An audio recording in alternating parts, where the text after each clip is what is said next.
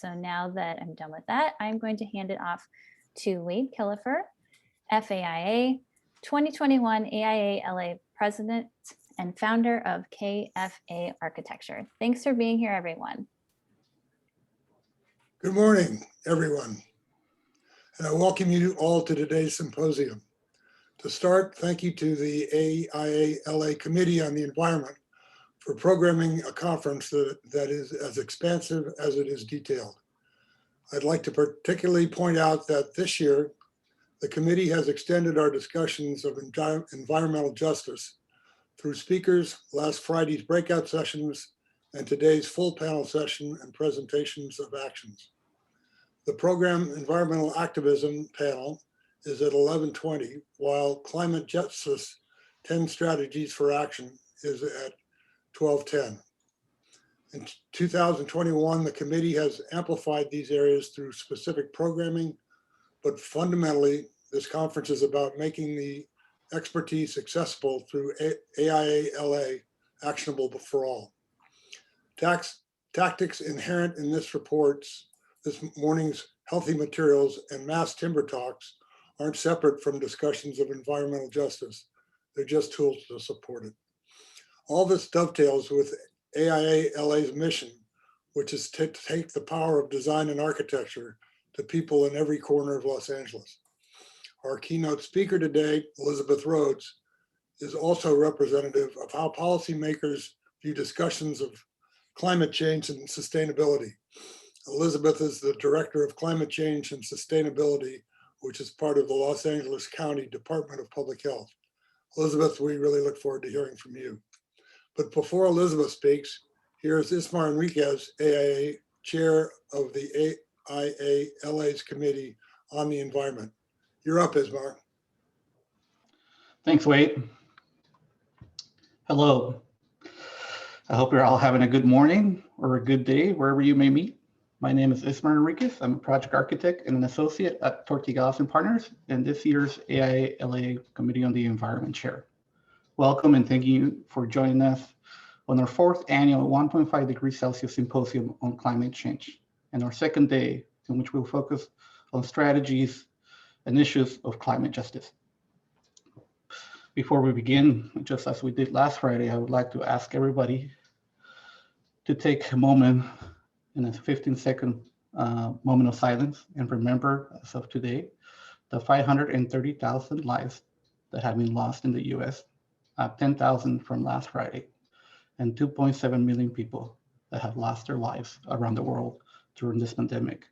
And especially today, as we explore justice, let's remember the people that have lost their lives to racial injustices, such as George Floyd, Breonna Taylor, Ahmaud Arbery, and Mary Moore. So please join me for 15 seconds of silence.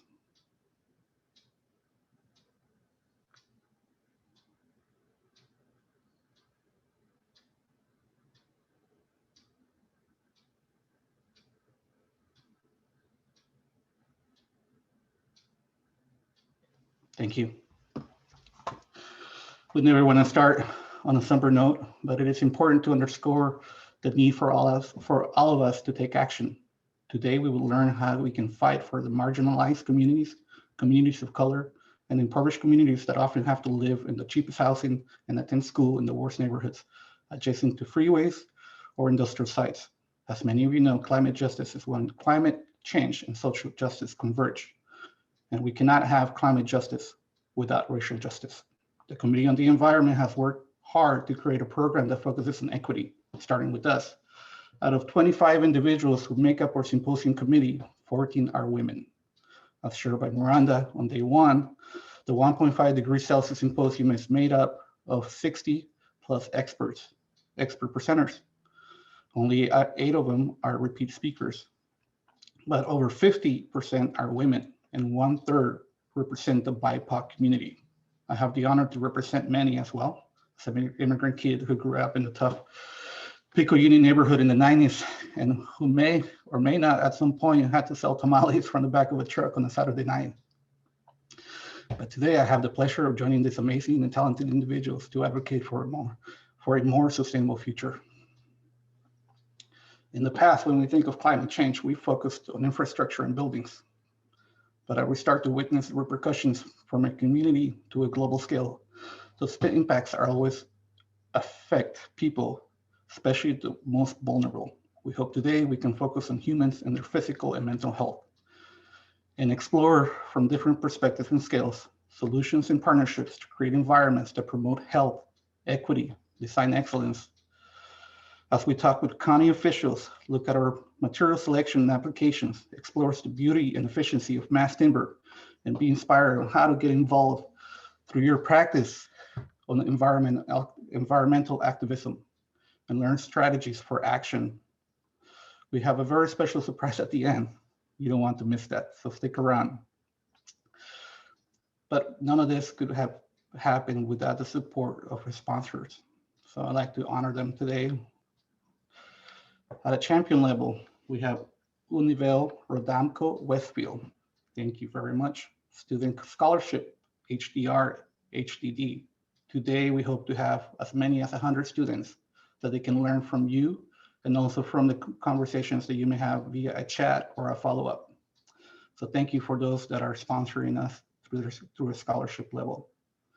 Friends of 1.5 degrees Celsius, PBS Engineering, Burl Happel, Murray Udell, Steinberg Hart, Gensler, Brooks Scarpa, Henderson Engineering, Hayworth, and Tortigalas and Partners.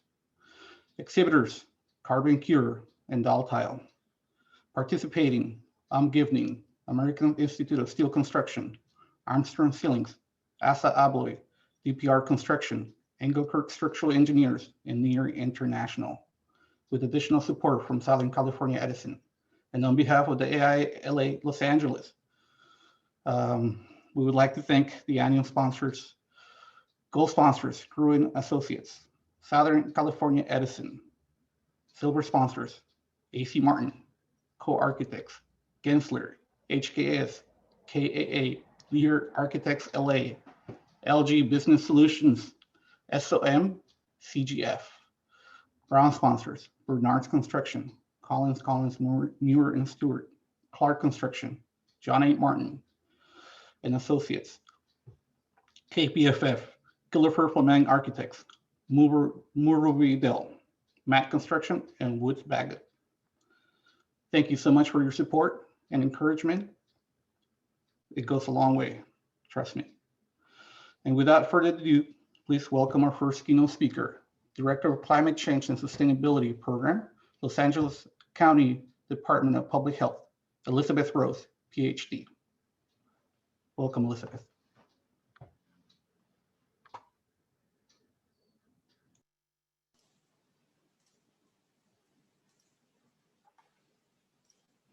Hi, everyone. So let me share my screen here. Okay, so thank you for that introduction, Ismarin, for framing this conversation. I'm really so pleased to be here talking with everyone. And I'll just give myself I'll just give a little background on what I do. I lead the Los Angeles County Department of Public Health's Climate Change and Sustainability Program.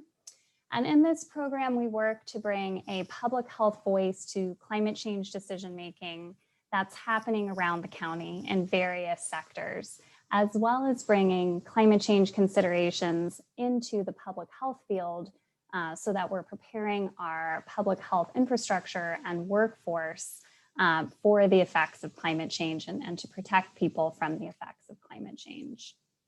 So often when we think about climate change and sustainability, we think about metrics like greenhouse gases, like biodiversity loss. We have images of polar bears and melting ice caps. And while these are really important, I want to bring the conversation to people's health and how the important work that you're all doing can help improve people's health, both locally and globally. So I have this quote here from the Global Climate and Health Alliance that leading health organizations have recognized the climate crisis as a health emergency, and people around the world are experiencing the impacts of climate change on their health, their livelihoods, and their homes. So often when we're thinking about climate change, we think about this. But really, we need to be thinking about this. This is an image of someone jogging on the Embarcadero during the fires last Labor Day weekend. There's no filter on this image. And as a side note, as a public health professional, I do have to advise that we don't recommend jogging when the sky is this color. And so really the purpose of my presentation is to take a step back, take the conversations that you've been having, take a step back and look at what are the stakes for all of us in preventing global temperatures from rising more than 1.5 degrees Celsius above pre-industrial levels. I'll speak today about the health impacts of climate change locally and what built environment solutions can do to mitigate those effects. So locally in LA County, we're expecting and already experiencing hotter temperatures, worse air quality, larger wildfires, more destructive wildfires, extreme weather, changes in vector-borne disease, particularly diseases caused by mosquitoes. And as Ismar talked about, really recognizing always that it is overburdened and underserved communities that are disproportionately impacted by these effects of climate change, which is particular injustice as these communities have contributed the least to the causes of climate change. Now, these impacts are myriad, and for the sake of time, I'm going to focus primarily on extreme heat. But of course, it's important to remember that everything you're all doing to, towards carbon neutrality helps, of course, mitigate climate change and lessen all of these impacts that we're going to face from climate change. But I'm focusing on heat in particular because it's one of the most immediate and direct impacts. It's one that we're already experiencing. We've all experienced. It has an effect on our daily lives.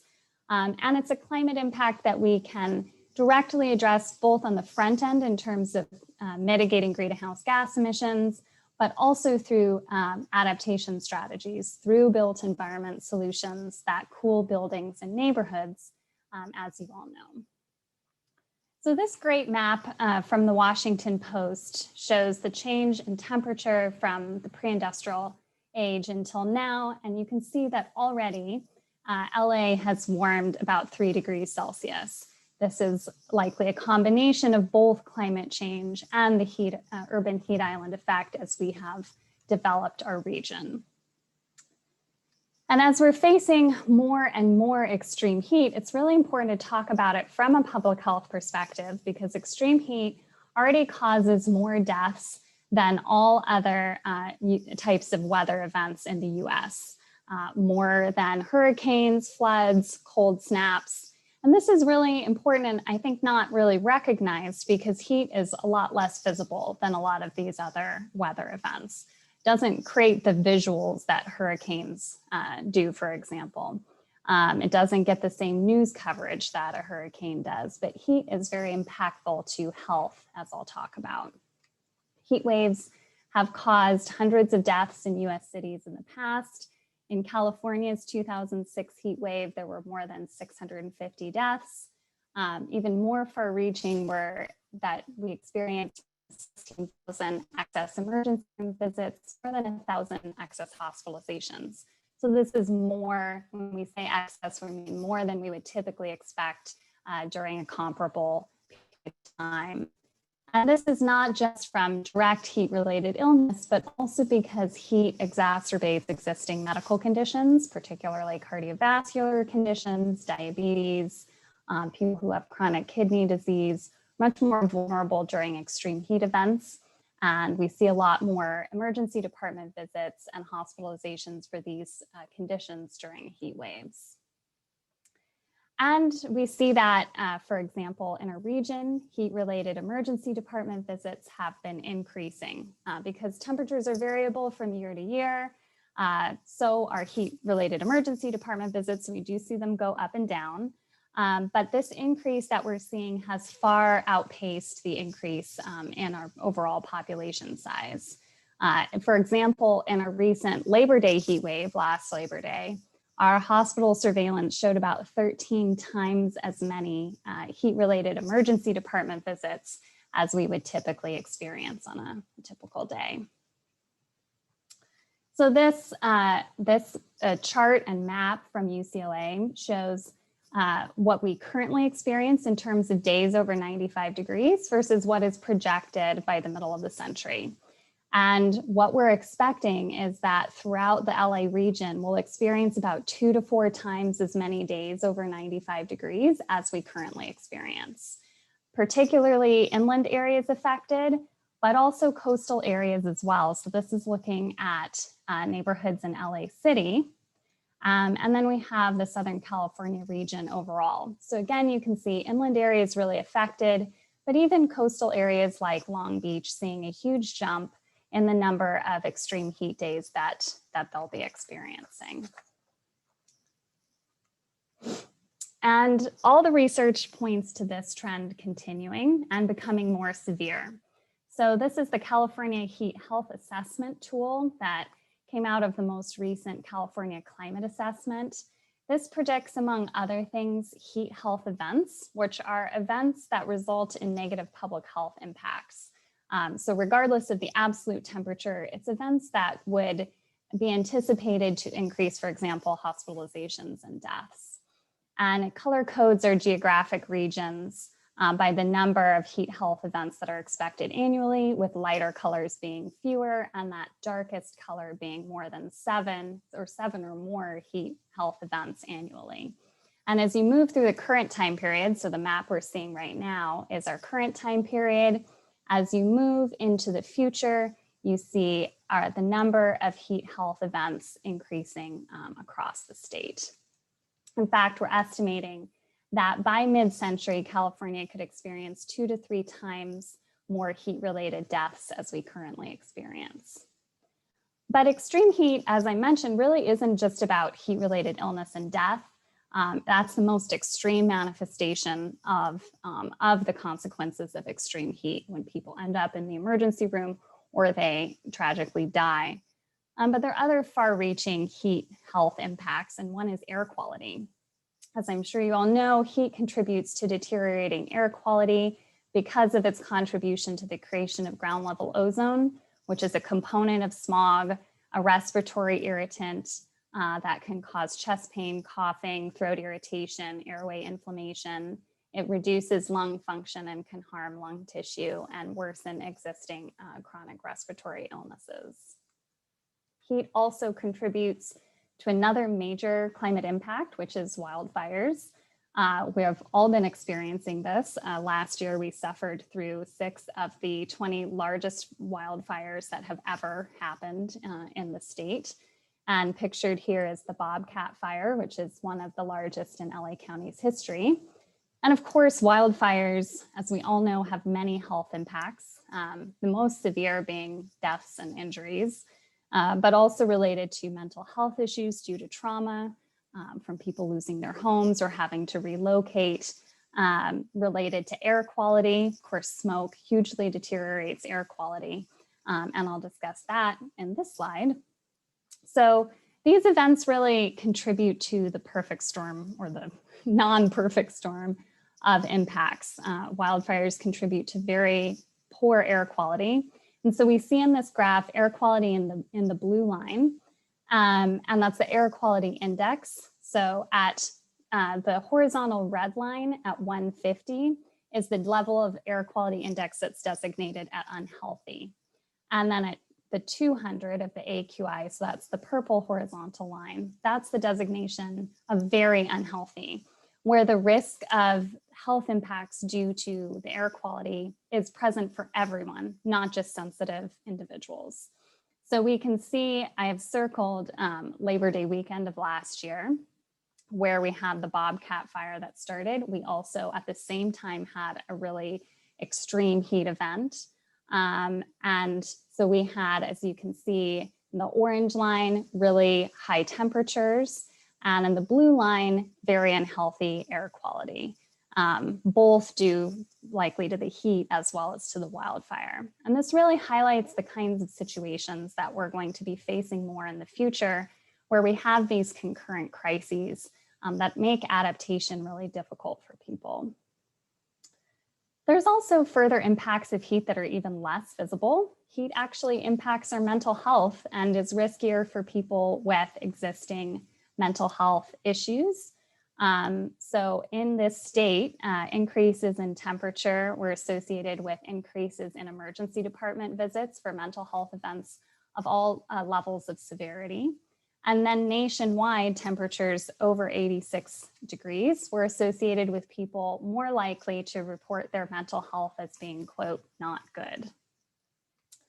Extreme heat is actually also shown to be associated with crime. And here in LA, hotter temperatures have been associated with increases in crime, in particular with violent crime.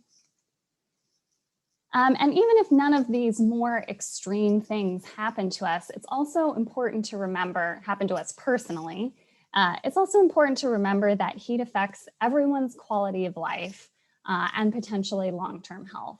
On the most basic level, extreme heat events make it more difficult, more dangerous for both children and adults to participate in physical activity outdoors. That affects our quality of life, our risk for chronic conditions moving forward due to an inability to go outside and be physically active. And as we've talked about, and I think you'll be talking about more and further throughout the morning, there are really disproportionate impacts on different populations, particularly low-income communities and communities of color. These communities have contributed the least to climate change and are exposed to the worst impacts of climate change typically. So there's a lot of work being done in LA County to try to slow climate change. On the left-hand side of the slide, I have our Department of Public Health's 5-point plan to reduce the health impacts of climate change, which focuses a lot on informing and educating the public about the nature of climate change and the health benefits of taking action to reduce climate change. And then on the right-hand side of the slide is an image of our county sustainability plan. This is our countywide sustainability plan that was adopted in August 2019. We're really proud of it. We feel it's the country's most ambitious sustainability framework, and it features over 100 strategies for actions that reduce emissions, bring together communities, and promote health in LA County. We worked really hard on this in the Department of Public Health to make sure that there were health-focused strategies and actions in this plan. And with respect to reducing warming, we're focusing on 4 areas: roofs, green space, trees, and pavements. And so one thing that kind of illustrates how important these strategies are is that in an analysis in LA City, city blocks that had more than 30% tree cover could be about 5 degrees cooler than ones that had less than 1% tree cover. And this is really impactful. I mean, 5 degrees is actually a huge difference, particularly during extreme heat events where the urban heat island is actually magnified. So as you're all very much aware, the decisions we make about how we design our environment, the building materials we use, how we design spaces, whether we incorporate shade and green space in these spaces, these decisions really affect so many aspects of our personal environment, our neighborhoods, including temperature, and thereby affect our health and quality of life. So reducing the temperatures that we face in LA is actually a goal of the city as well as the county. So this is LA City's Sustainable City Plan with the target of reducing urban and rural temperature differentials by at least 1.7 degrees by 2025. And this is, as I mentioned, our county sustainability plan, so the countywide sustainability plan that has targets related to converting heat trapping surfaces to cool and green surfaces, both in more proximal time points and future time points up through 2045, as well as health-related targets. So reducing the number of heat-related emergency department visits per 100,000 population.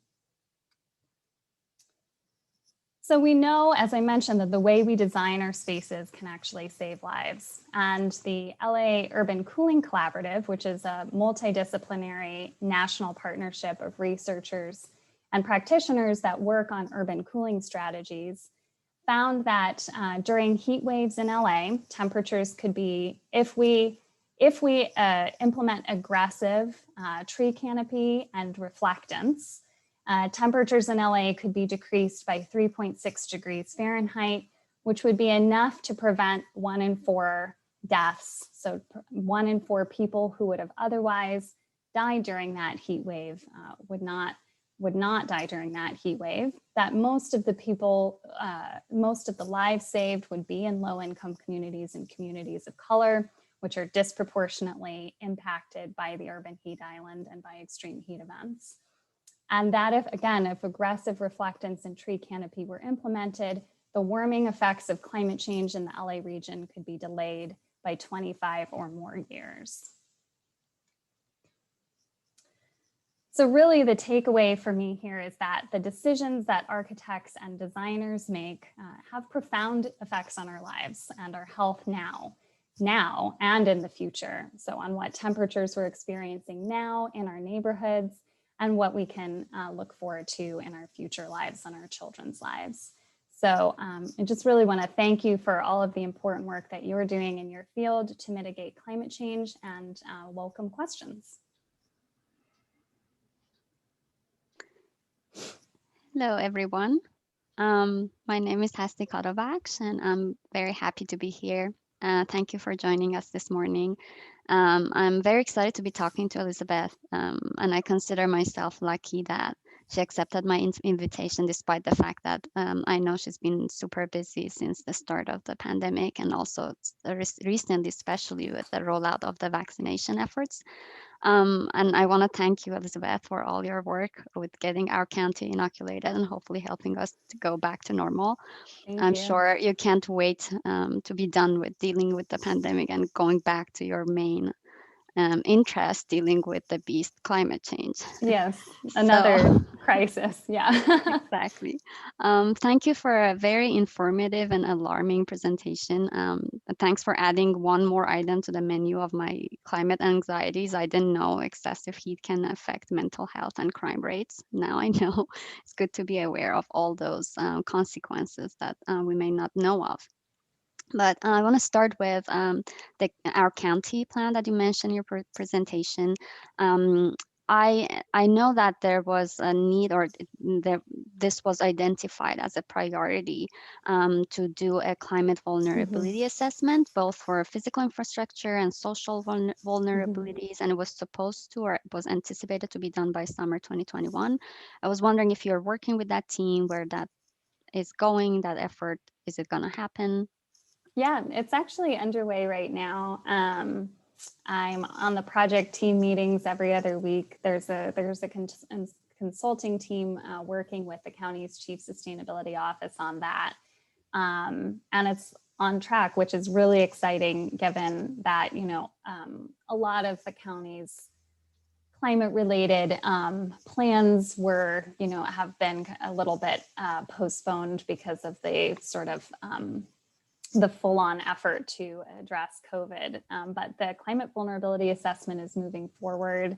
As you mentioned, it has a physical vulnerability component, so our infrastructure vulnerability, and infrastructure broadly designed to also include kind of spaces for community needs and things like that, not just our energy infrastructure, as well as the social vulnerability, which really includes health, and other components. And I'm really excited about how it's coming along. I think it's going to result in an interactive tool that can be used by cities, by different jurisdictions. And there's ongoing stakeholder engagement around it as well. In particular, there have been focus groups with groups that have historically, local government has not done a good job reaching out to. So people experiencing homelessness, outdoor workers have been invited for focus groups to give feedback on the vulnerability assessment as well. Good to know. You had a slide in your presentation on the impacts or health impacts of climate change. In our county, our region, but due to my long-term interest in the impact of built environment on health and well-being, I'm aware of CDC's resources. They have this climate and health program. Would you be able to share some information about that and what they have done in a national and global scale? Yeah, so CDC's Climate and Health Program has done some great work funding local and some states with their BRACE framework, so the Building Resilience Against Climate Effects funding. We were not actually recipients of that funding, but some other jurisdictions in California were. And that really focused on, doing vulnerability assessments, getting jurisdictions kind of ready to promote resilience and adapt to climate change. I think there has been the program was in the news, during the last administration for potentially some attempts to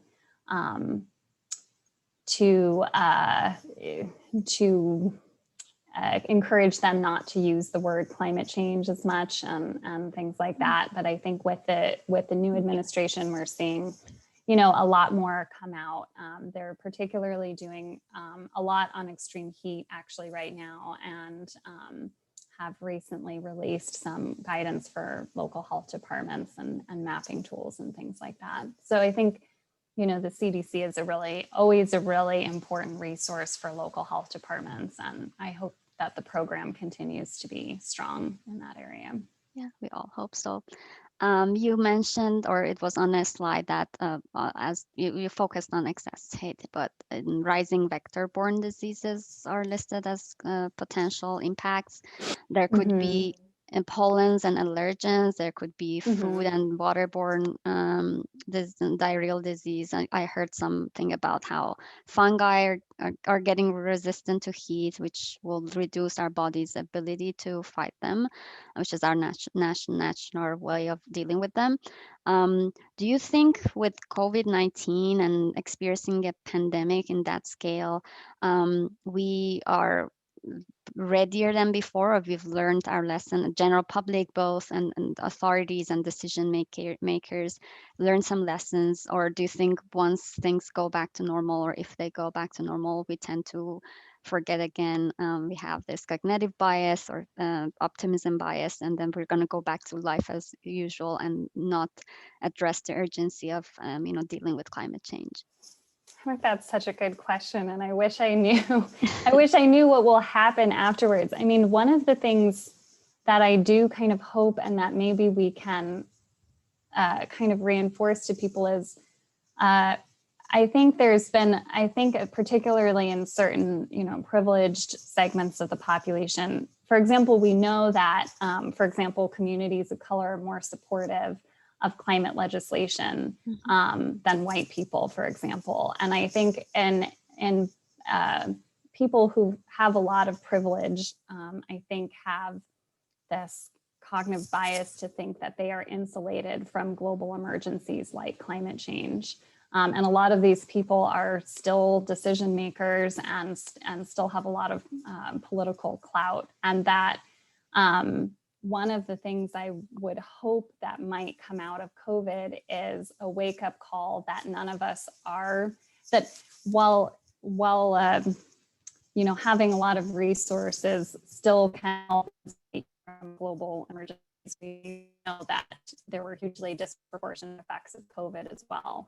Everybody's lives can be turned upside down by global emergencies, and that the privilege that a lot of people have experienced is still not enough to protect them from the impacts of climate change completely, that nobody can insulate themselves completely from global emergencies, that our lives, in the Western world can still turn upside down from global events like this. And so maybe it will help address some complacency that I think exists around climate change, particularly in certain, like whiter, more affluent communities. I'm not I'm not sure, but I'm Well, I hopeful. couldn't agree more. It's good to even at least talk about it. And we don't have much time. I just would feel bad if I didn't ask you, since we have Naeli later on talk to us about urban oil drilling. I wanted to know if this is something that is on your radar or the program's radar, and the measures you're taking to issure that our public health is not affected by those oil sites. Yeah, I mean, this is such an important issue. We have, I'm actually situated in our larger toxicology and environmental assessment branch in the Department of Public Health that's does a lot of work on oil and gas. In the sustainability plan, there is an action related to developing a plan to sunset oil and gas operations in the county, which is pretty ambitious. It's on a much longer timeline than I think most people would prefer that it be on. And while our program is less focused on that area, because there's another program within the department that is very focused on that area. It of course is directly related to climate change and directly related to the health impacts on communities that are around oil and gas sites. So I think that's really important. Yeah. Well, thank you so much. I could keep going on and on. I wanted to talk to you about what else architects, designers, and planners could do. You mentioned cool roofs and pavements, and but I'm sure there's a lot of great questions in the chat box. I didn't get a chance to review those, but if we can, we would collect those questions and later on send them over to you. We hope we could have you for follow-up events to talk to us, Sure. you know, in a longer time frame. But I wanted to thank for your time again and for joining us, and hopefully you'll stick around and see the rest of the event as well. And good luck with all your efforts with COVID related stuff. Thank you so much. Thank you for having me. Ismar. Thanks, Hasti. Thank you, Elizabeth. Thank you for underscoring the importance for us to think about heat and all the health-related issues that it causes. Now we would like to introduce our first panel on healthy environments. Please welcome Johannes Kreisig, founder, German Sustainable Building Council, Bill Walsh, founder, Healthy Building Network. And it will be moderated by Megumi Hironaka, one of our own, AIA, lead AP BC plus C, and associate principal at HED. Welcome. Thank you, Ismail. And I'm honored to moderate this panel discussion. The topic is healthy building material and environmental justice. As Ismail mentioned, Bill Walsh from Healthy Building Network and Johannes Kreisig from the German Sustainable Building Council will be presenting. And goal of this panel discussion is to explore and learn how the design community can challenge our building and manufacturing industries with health and environmental justice in mind.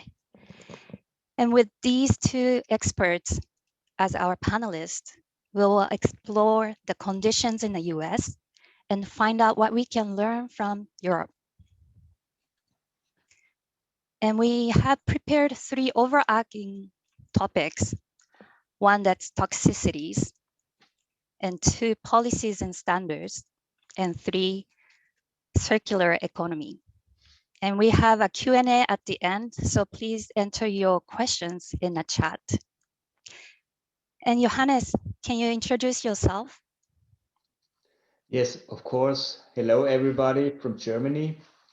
My name is Johannes. I'm a trained engineer, and I'm CEO of the German Sustainable Building Council since 5 years already, and I was involved in the development of founding the council 13 years ago. So you were much faster in the US with US Green Building Council, but of course we had an organization to look for how it works. So that was a great thing. In the first days and years of my career, I was working with the university on life cycle assessment and developed a scheme of environmental product declarations and implemented that together with others in Europe, also in a European standard, and that learned me how to push companies to create environmental information and make it public in a standardized way, so people can use it together. And this was a very important lesson learned for me. Today, we all talk about the pandemic, and for me, it's amazing to see now how we have what we have achieved in the last year. Not that the pandemic came down up to now, but we have a vaccine. We have learned how to shut down a complete society, a complete economy, and how to start to take control. And I'm really optimistic that we can make it in the next half year to get back on the one hand side our life, but also most of us hopefully, and but on the other side also to learn for other problem topics, that it's possible to take action and really to change something in a fast time scale. Climate change was shifted a little bit in the background, and so I think now it's time to get back the spot on the topic. And there are even more topics which are hitting us directly, like indoor air quality, release of toxic substances, and so on. And in the end, if we have them in the built environment, they are impacting directly also climate change. Since if our buildings are not usable anymore, we create new ones, and this is a direct impact to climate change. And therefore, we have learned that we have to take a holistic view on this. That it's not enough to look for just one problem field. We have to bring them together in a holistic view, and we have to learn from each other. And so for me, it's brilliant to talk with you, and it's not about learning from Europe, it's learning from each other. So you have a different view and different experiences, and so we can also learn from your side.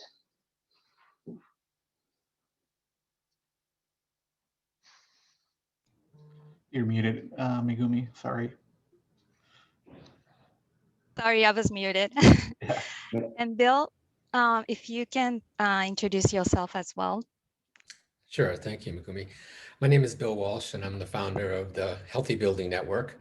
We're an organization that has existed since 2000, and our mission is to promote transparency in building materials and the reduced use of toxic chemicals in order to advance human health all along the life cycle of those materials. We do that in three principal ways. We have a large database of chemicals and chemical hazards that helps people, both in the building profession and manufacturers, to identify less hazardous alternatives to chemicals for their products that they select and that they manufacture. We have an education and capacity building function where we try to provide tools and the ability for specifiers, building owners, procurement people to make informed choices about healthier materials. We have a dedicated project under that umbrella that works on making affordable housing healthier and bringing the healthiest materials we can to the affordable housing industry as fast as we can, because many people in those buildings and in those homes are already disproportionately impacted by many different environmental health impacts, as we've heard already today. Mm-hmm. And finally, we do deep research on material development, and we have a deep understanding of how our materials are made and what the processes are and what the material components are. We've been involved in creating almost all of the material credits in rating schemes such as LEED and the Living Building Challenge over the years, and we're a founding member of the Health Product Declaration Collaborative and developed the initial format for the HPD. In all of this, we take a life cycle perspective in evaluating any sort of material, trying to take into consideration the impacts of the manufacturing of that material, its installation on construction workers, obviously the occupants of the built environment, and then those who will encounter this after its intended uses, whether that be in a recycling capacity, reuse capacity, or disposal capacity.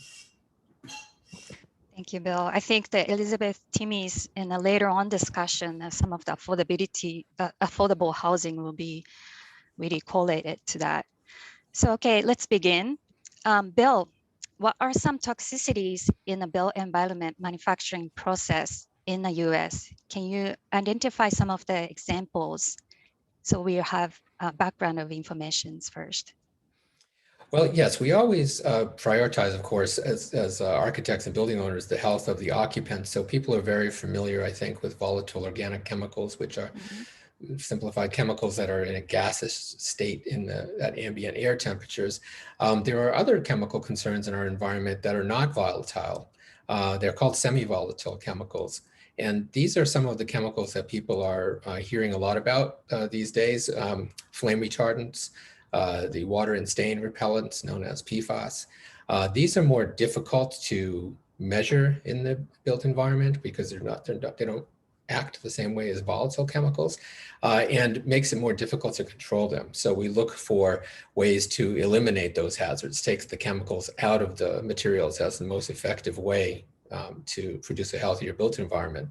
But when we look beyond the built environment, obviously, if it's unhealthy here, it'll be unhealthy in the communities where it's manufactured. So one of the things we look at in evaluating our products is the extent to which a product that is healthy for occupants is also healthy in its other phases.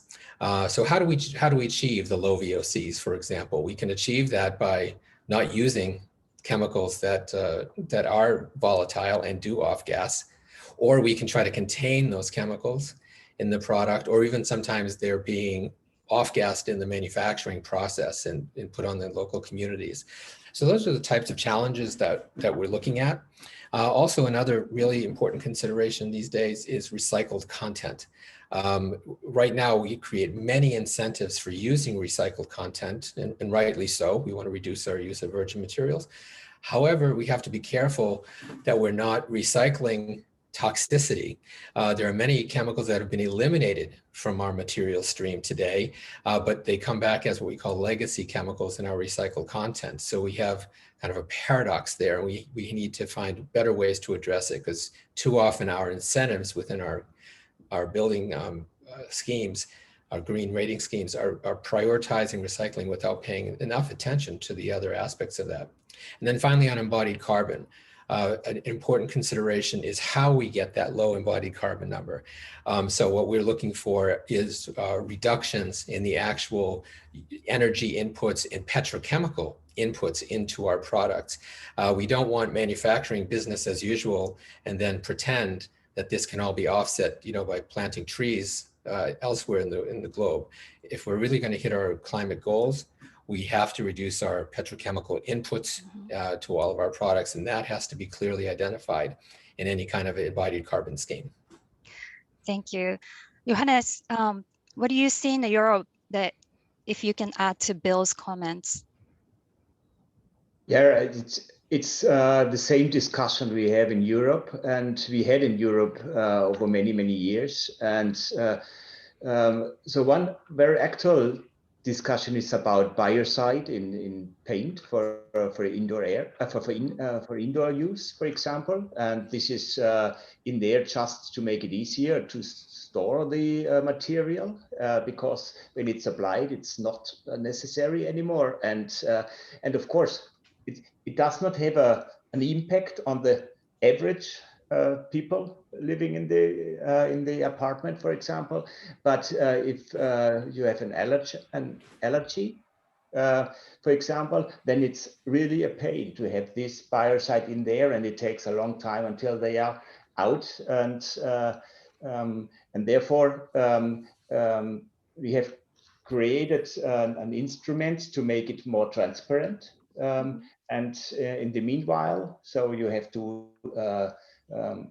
to market on the product. And in the meanwhile, about 50% of the product is biocide free for indoor air, for indoor use. And this is a big achievement. It's coming from transparency because people now understand, oh, I don't want to have this in my room. It might be helpful somewhere outside in the facade, but not inside. Right, thank you.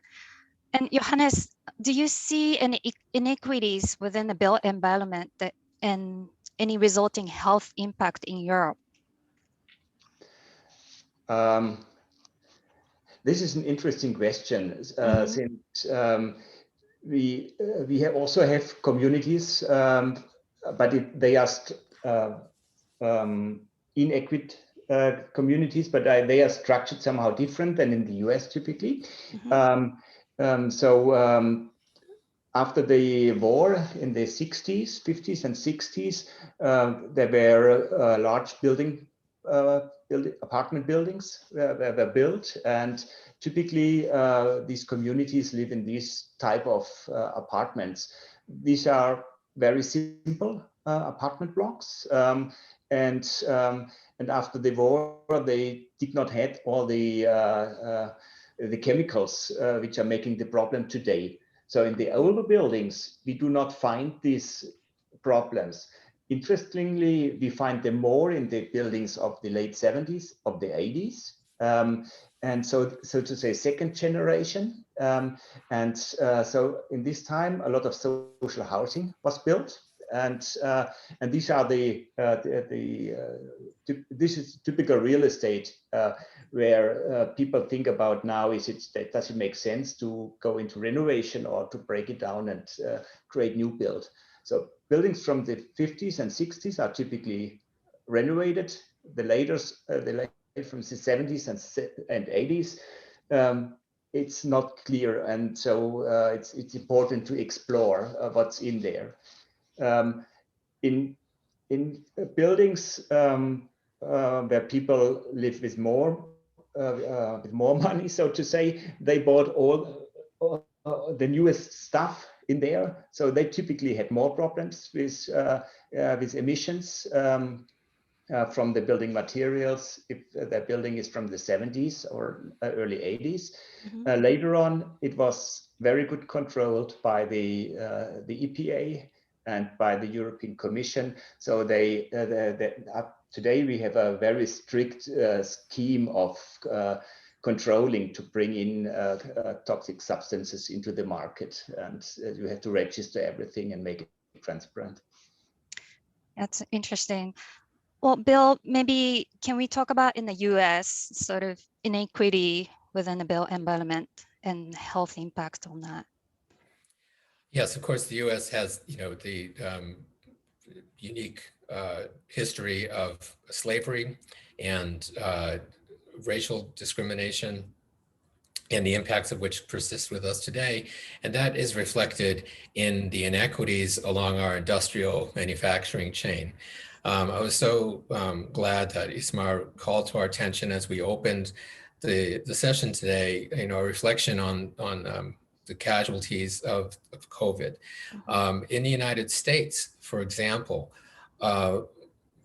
if you look at one of the major industrial corridors between Baton Rouge, Louisiana, and New Orleans, Louisiana, it's about 50 miles and more than 100 huge industrial chemical facilities there. And the parishes, the equivalents of our counties, along that stretch have the highest rates of COVID morbidity or mortality. These are figures from the beginning of the pandemic, so I haven't looked at how they have paced over time. But these are folks who are predominantly African American and who already are burdened by 50 times the cancer rate, 50 times the national average of cancer in the United States. So you see, very contemporaneously a reflection of the disparate health impacts that are associated with the pre-existing conditions and the pre-existing health stresses brought on by toxic pollution, because in those counties, those are among the most polluted areas in Louisiana. And essentially that's where, most of the chemicals and the plastics are originating. the things that we use. And if you go back in history, many of those facilities are literally located on the sites of former plantations, adjacent to the communities of former enslaved people who were then, after being slaves, working as sharecroppers. And these very small African-American founded historic communities are being encroached on and overwhelmed with a choice of either be poisoned or leave because of the scope of these facilities, which were built and expanded in the post-World War II era, which was, of course, in the South of the United States, the era of Jim Crow, where these communities had no rights and were living in a state of terrorism. They could not defend themselves. But even here in Los Angeles, if you look at the history of redlining and the suburban development in LA, you see that communities were selected to be, communities of color were selected to be located next to industrial zones. And in fact, in the history of South Central LA is such that the residential community was transformed into more of an industrial community deliberately because it was the location of African-American populations who could not resist the changes in the zoning law.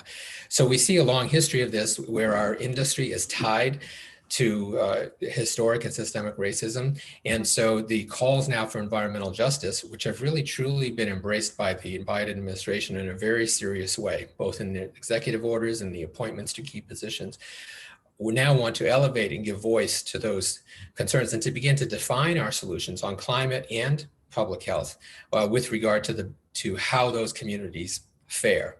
And I'll conclude by saying this is a very important issue in the United States, but even globally, Mary Robinson, the former president of Ireland, who is a special envoy on climate change to the United Nations, said we really need to change our analysis of looking at the whole issue as simply an engineering calculation and begin to look at it as a human rights movement in order and measure our success by the success of those who are most impacted and often had least to do, benefited least.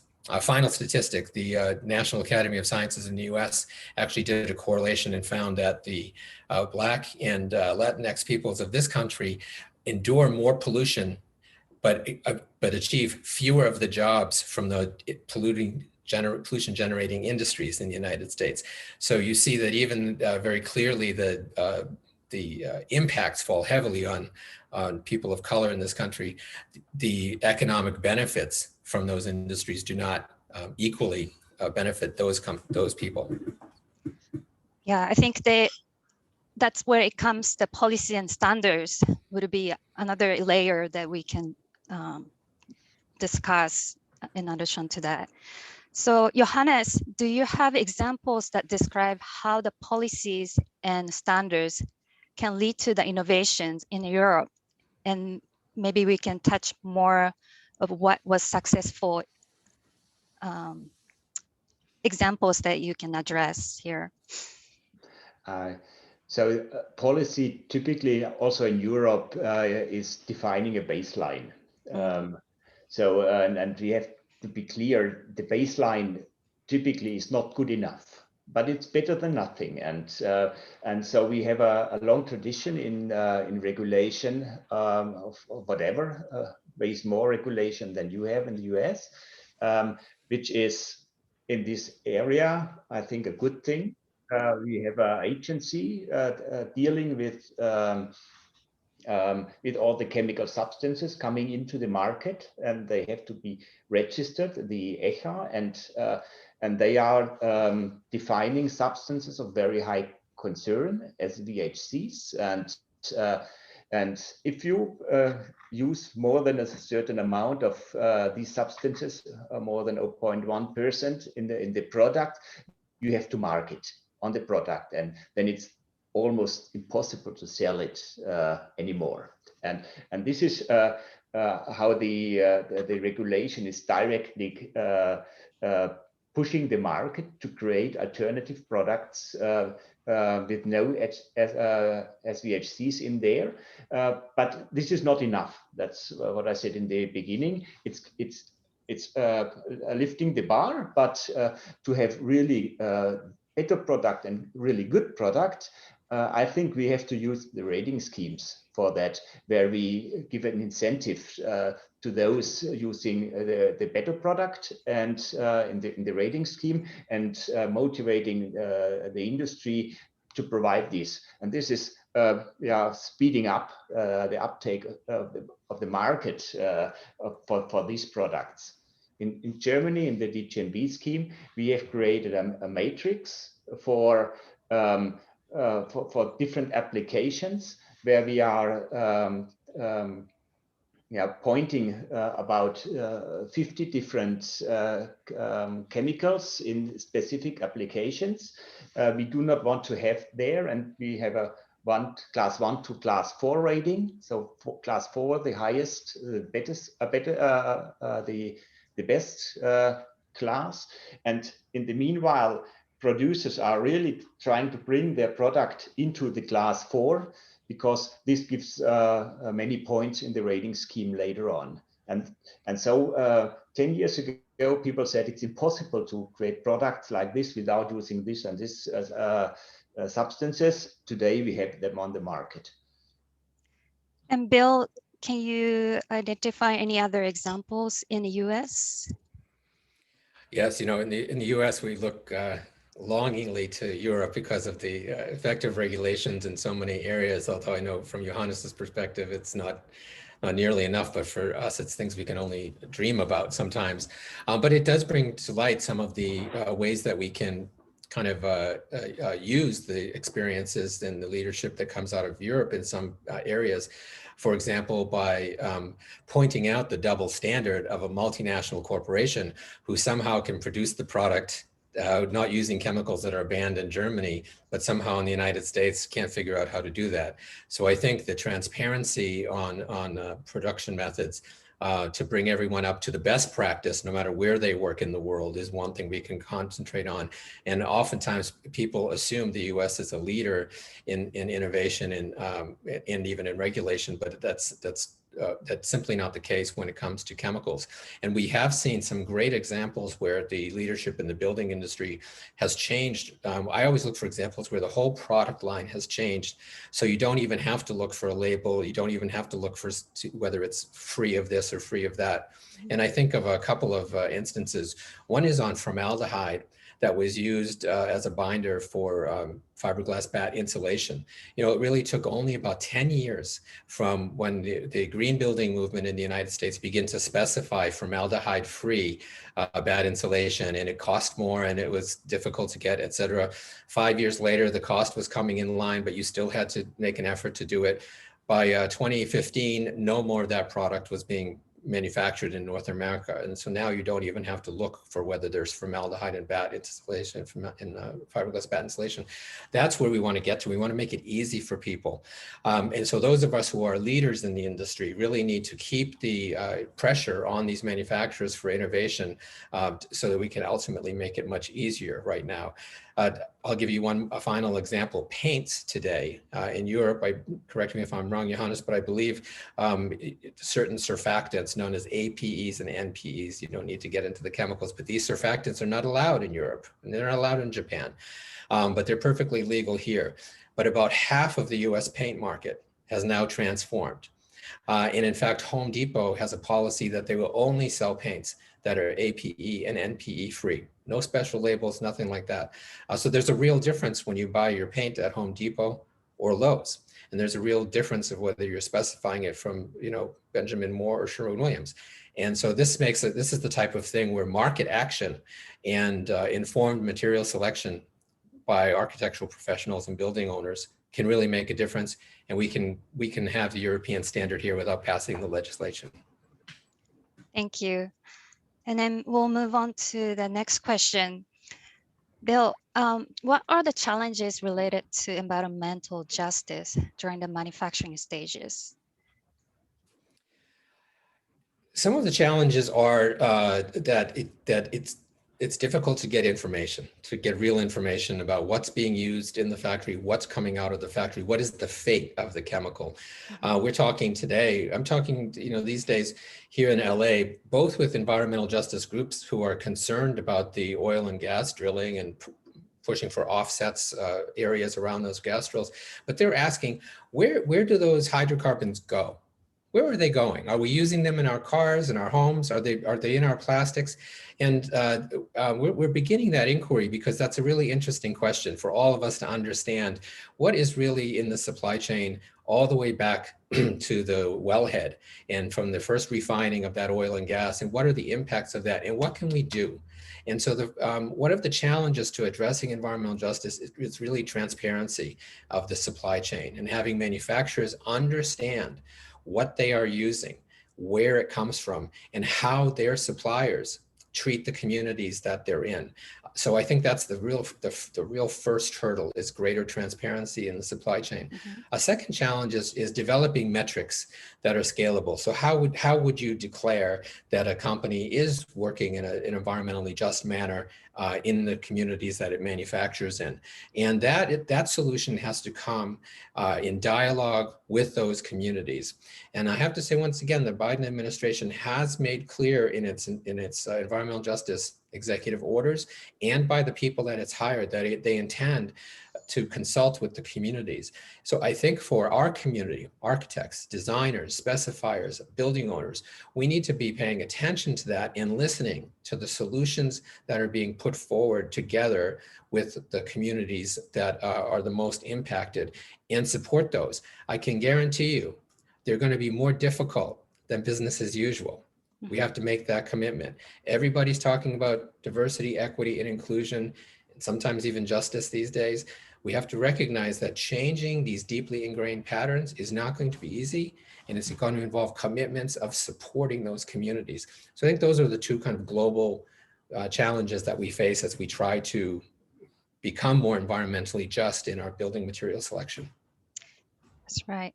With 2030 fast approaching, we need to have the integrated solutions. We need solutions that radically reduce the carbon emissions and provide a healthy building environment for all. And one of the solutions is a circular economy that reduces manufacturing and reuses existing resources. Johannes, can we achieve a healthy built environment while promoting a circular economy? Yes, I think so. But it's strongly linked to information and transparency of the information about what we have in our building stock. Because if you don't know what we recycle, it's so hard to recycle and or reuse on a high level. Because it's not recycling is not it's not about recycling itself. It's about not using fresh material. So we have seen many examples where recycling material was just added in the product. So you have a heavier product with recycling material, but it's not a better product by using additional material in the product with the same function. And therefore, the recycling material has to replace the new material. And but it's also about technology. We have seen really fantastic separation technology to separate construction waste into all these fractions, and to have fractions where they can control what's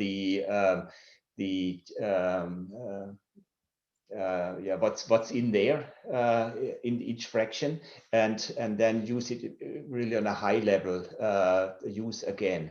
And for example, for concrete, the first concrete recycling technology was creating about 30% of fines which were brought to landfill.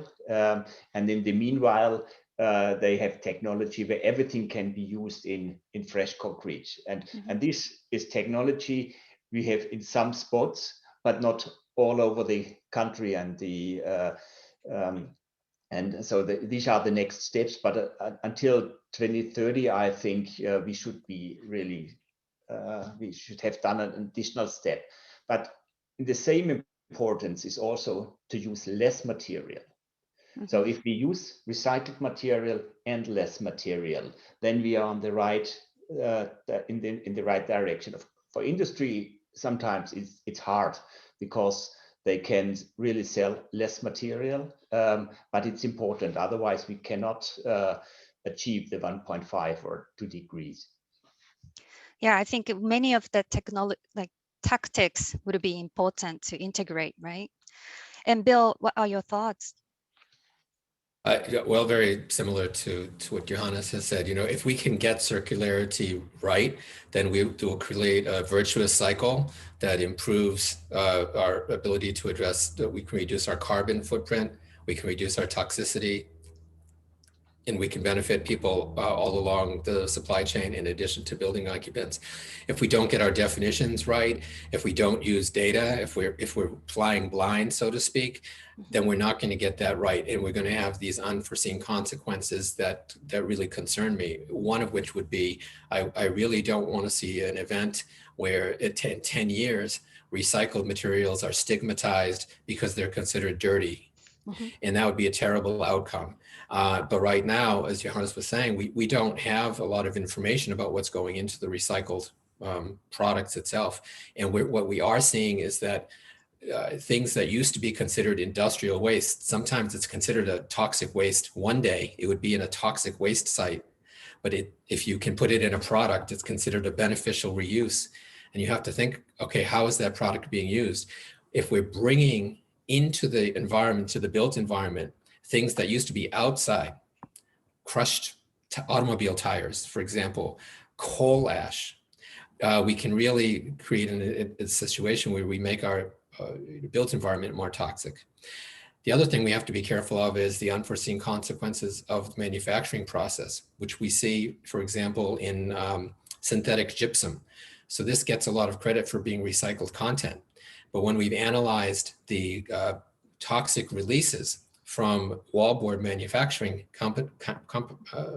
facilities that use synthetic gypsum, which is basically scraped from the smokestack of coal burning power plants, you see that the mercury that was captured in that stuff, we spent billions to capture this mercury. And when it's manufactured into wallboard, we evaporate the mercury back out into the environment, polluting not only that immediate area, but of course, mercury persists in the environment and builds up in the food chain.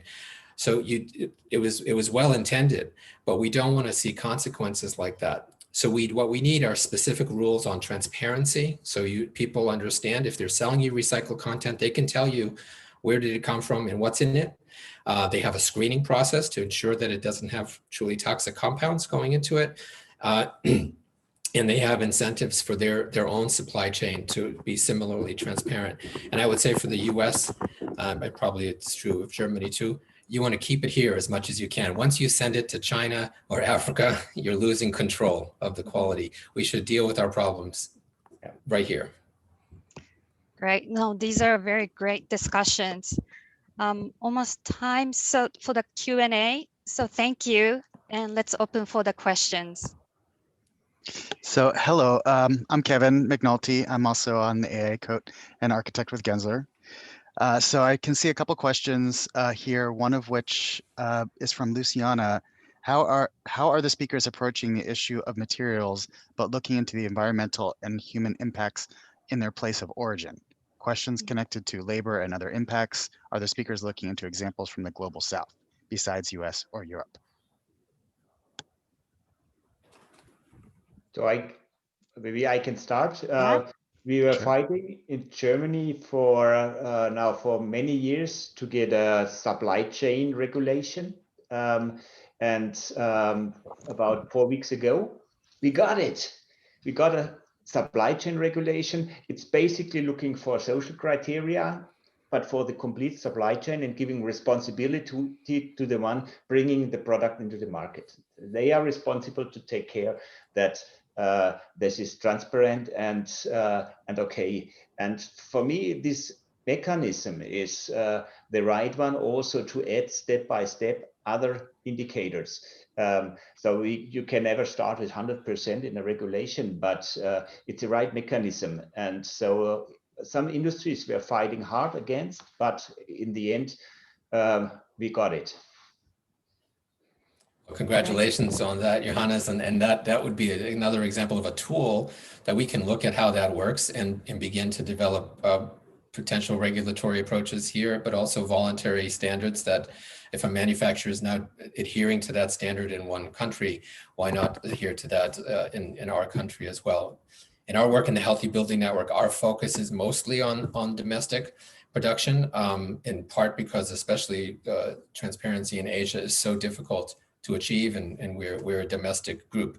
But I think that's why Johannes and I are both so often emphasizing how transparency is really the key. We find once the manufacturers commit to transparency, they learn things they didn't even know, and they make changes before they go public. They have made often substantial changes.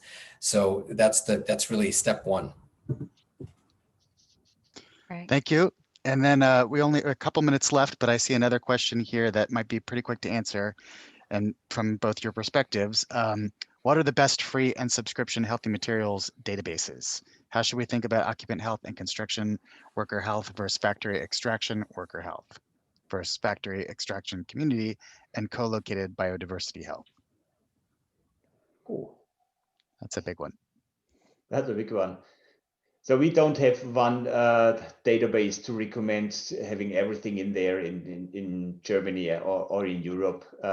It is a very difficult field, and this is really one of the topics we have to improve in the next years to make information better available and better harmonized, so it can be used together. Because very often there are evaluations in there which are done in a different way, and so result cannot be used together from information from other databases.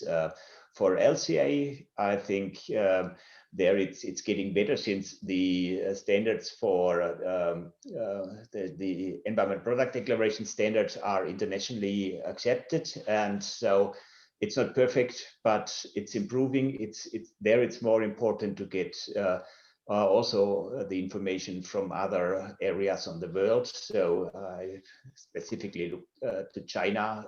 There it's still weak. Here in the States, as the comprehensive database, that's the holy grail, and it's a very difficult task. But there are some places that you can find useful information.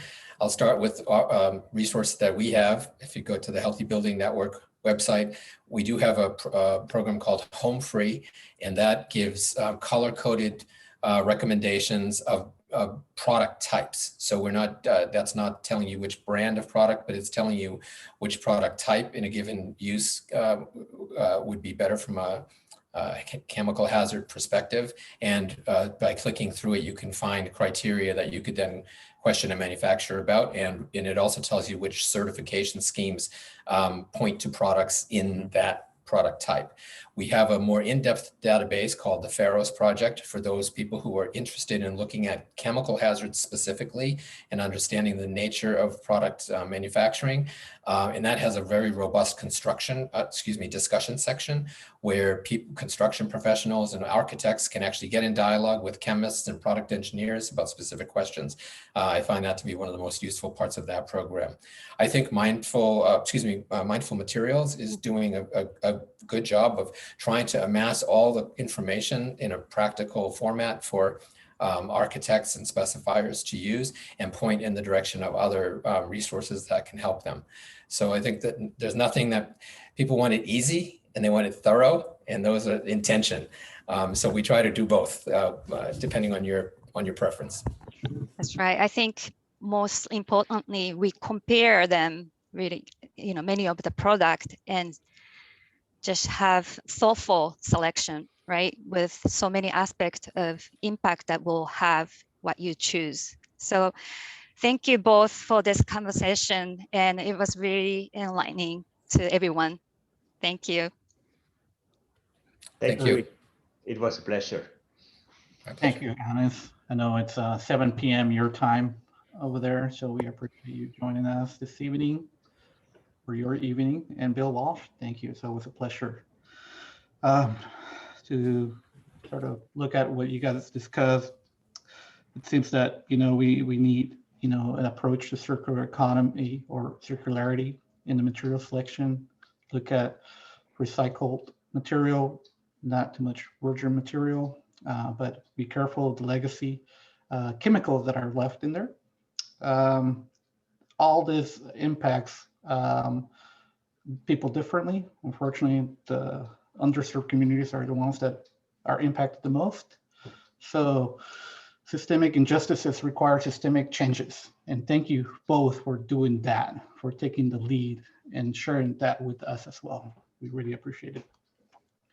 Now, before we begin on our panel 2 on mass timber, I'd like for us to just take a few minutes break, maybe 3 to 5. Feel free to go and refresh your coffee, have a call, answer an email, but let's just take a break. Feel free to turn on your cameras or turn off your cameras, and we'll be back in about 4 minutes. Thank you, guys. Thank you very much, panel 2. And thank you, Megumi. Great job. Thank you.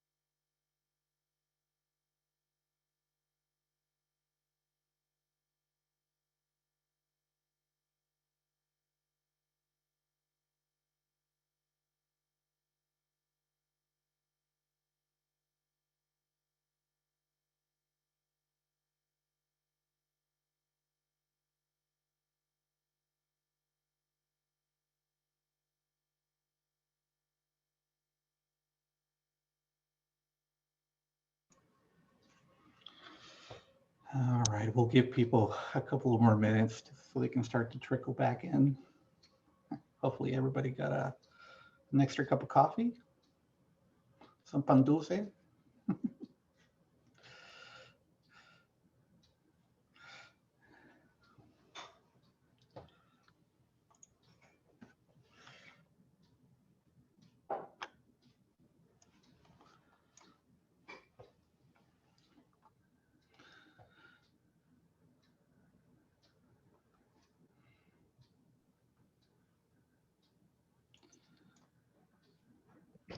Good morning, Ismar. This is Mingyuk.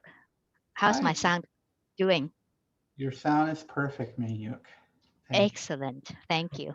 very much. All right, I think that's pretty key. We're gonna get started again. So I'm gonna raise my voice just in case you're in the kitchen, you can hear me. But I'd like to welcome panel 2, where we'll discuss mass timber and some uses. Panel 2, let's welcome Min-Yuk Chen, Lead AP and Senior Associate at Michael Green Architecture.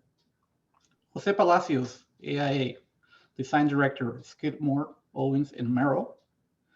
And our moderator, Tom Knittel, AIA, Lead AP, NCARB, and Design Director at HDR, who will begin by sharing some of the case studies and sort of prefacing what we'll see during panel 2. So please let's welcome panel 2, mass timber. Tom? Ismar, thank you very much. Inspiring morning.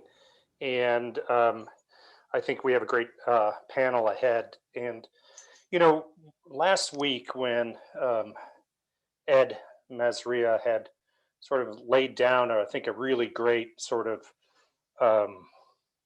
point in his presentation about changing the conversation, it really caused me to reflect on the fact that if we don't change a conversation with our clients, we in fact won't bring about the kind of change that we need to do by when we need to do it, which is now.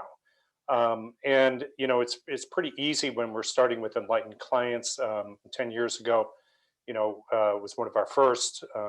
Design for Deconstruction played heavily into that, and then today for a local land conservancy, for Terra here in Seattle, where they came in wanting mass timber for a new community, and in fact, we use these opportunities to push and show that we can go further.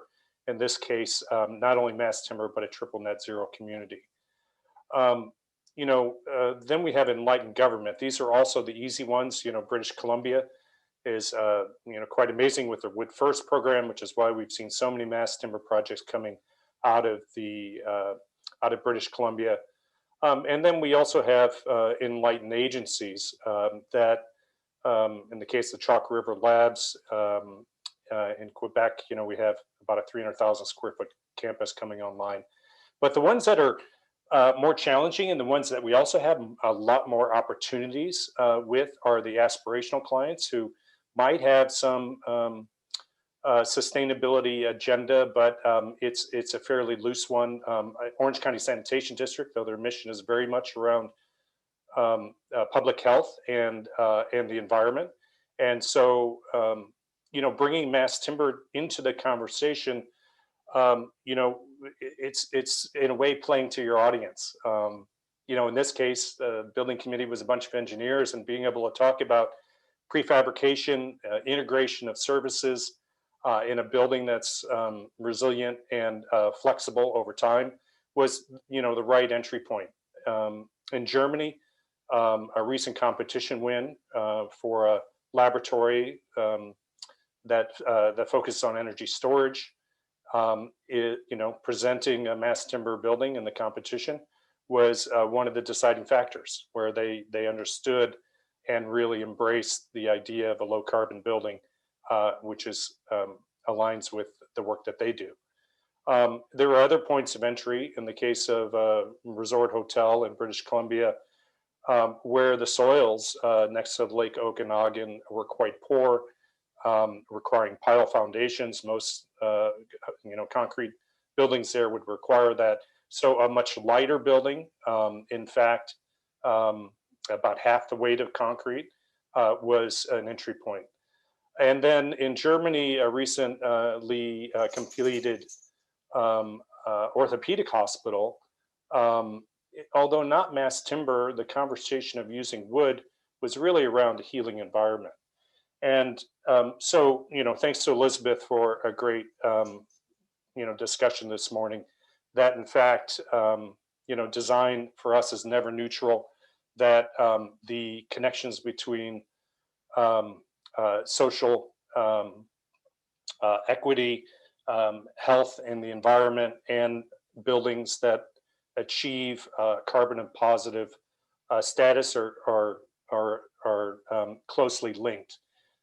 So in this case, in a research, a mental health research and treatment facility at the pre-design phase, we're finding it's extremely important for us to have a proof of concept in how to reach these embodied and operational goals. Because if we don't do them early, then there's not a chance of them happening later. So very low EUI of 18 once through air. This was designed during the pandemic. So a lot of those things were very important. And a mass timber hybrid that uses a steel lateral system that gets bolted alongside the mass timber assembly. Working with MKA, of course, their leadership on the EC3 tool is helping us all. And what we do is rather than having a prescriptive based approach where we just look for reductions, we are instead looking at sort of a performance-based model that we call carbon balancing, which we kind of came up with as for lack of anything else out there. And so in our thinking, the best thing we can do is look for a building to sequester as much carbon as is emitted. We know there'll be concrete, we know there'll be steel, but if we can balance it, then that gives us a framework to make choices, to embrace hybrids. And of course, when we did this initially, we weren't there yet. What we found is, like many projects, that there are these key areas, concrete, metals, and a building like this, it's only 100 foot square that has a high skin ratio to floor area, that in fact, we really had to drill down into cladding. And as many of you know, steel is something that we all have to work on using electric arc furnace sourced steel, hopefully from renewable locations. I really recommend going to mightyearth.org. I have some great articles and work in that regard. And concrete in the variety of ways, as Johannes mentioned earlier, reduction being a good place to start, and really working on that along with these other substitutes that are coming on market. And in this particular case, in order to close the gap, we really needed to look to a steel curtain wall system as opposed to aluminum. And once we made those changes, then in fact, we got to where we effectively were sequestering more carbon than we were emitting. And so we like this because we think it's what nature does. It's based on cycled carbon, and it's the closest thing that we have yet to sort of engaging our clients around a pretty effective way to be sustainable now in the future. So with that, I would like to pass it on to, I think it's Minyak, you're going next. We have two great in-depth case studies and looking forward to then a conversation afterwards. Minyak, you're up. Thank you. Thank you, Tom. Can everyone see my screen? Yes, we can. We can see your screen, but if you'd like to make that a full screen presentation via the, that could show up better. There you go. Thank you. Perfect. Thank you, Tom. And yes, good morning, everybody. Hope you have a great morning so far. Today is I present the Catalyst Building case study in the Catalyst Building in Spokane, Washington. And I want to start with kind of going back to the fundamental of why we use mass timber. And it all starts with this number, 39%. So 39%, what is this 39%? It is the buildings are the largest part, are the largest piece of the carbon emissions pie. And more so than transportation and industry combined. And out of this 39%, 28% is operational of the building, and 11% is the extraction, transportation, manufacturing, and construction. As for wood, as for using timber, these phases are much less resource intensive than our typical materials such as concrete and steel, which Tom has alluded in the previous presentation. So taking a very simplistic view to compare these three materials, we're using one column having the same strength of HSS steel and a concrete column and a glulam 12 by 12 column at a length of 10 feet. You will see that both steel and concrete emit over 100 kilograms CO2, while timber sequests 35 kilograms of CO2. And back to that 28% operational carbon versus 11% embodied. So when you look at the percentage purely, we would think that addressing operational carbon will yield a better result than embodied carbon reduction. So I would like to introduce you a time value concept. And coming back to the IPCC report, calling out a reduction of 45% of carbon emission by 2030 and net zero carbon emission by 2040 to 2055. So this is what is needed to keep global warming temperature to 1.5 degrees, and it will reduce the likely impacts of ecosystem loss, extreme weather, drought, and sea level rise. So then we know that the next 35 years are very critical. And now let's unpack this graph. So the diagonal line here with the arrow is the accumulative operational carbon, 0 on the day that the building opens. And let's take a building that opens in 2020 as an example. The pink, because on day 1, all the materials in the buildings have already been manufactured. Oh, sorry. The building operations accumulates over time as the year goes on. The pink line here, the pink portion here represents embodied carbon. It's maxed out on day 1 because all the materials in the buildings have already been manufactured and installed. And every year it remains the same number. So as you can see, the first 15 years from 2020 to 2035, the embodied carbon outweighs the operational carbon until the operational carbon catches up. So it is, for the immediate future, it is significant, if not more, to address embodied carbon emission than operational. In addition to the carbon benefits, would also have physical and mental health impact on a positive way. It has been shown to encourage social interaction and creativity. And a research in Austria recently showed that students in a timber-clad classroom experience significant decrease in stress indicators. And the average heart rate that they has measured reduced by 8,600 rates per day.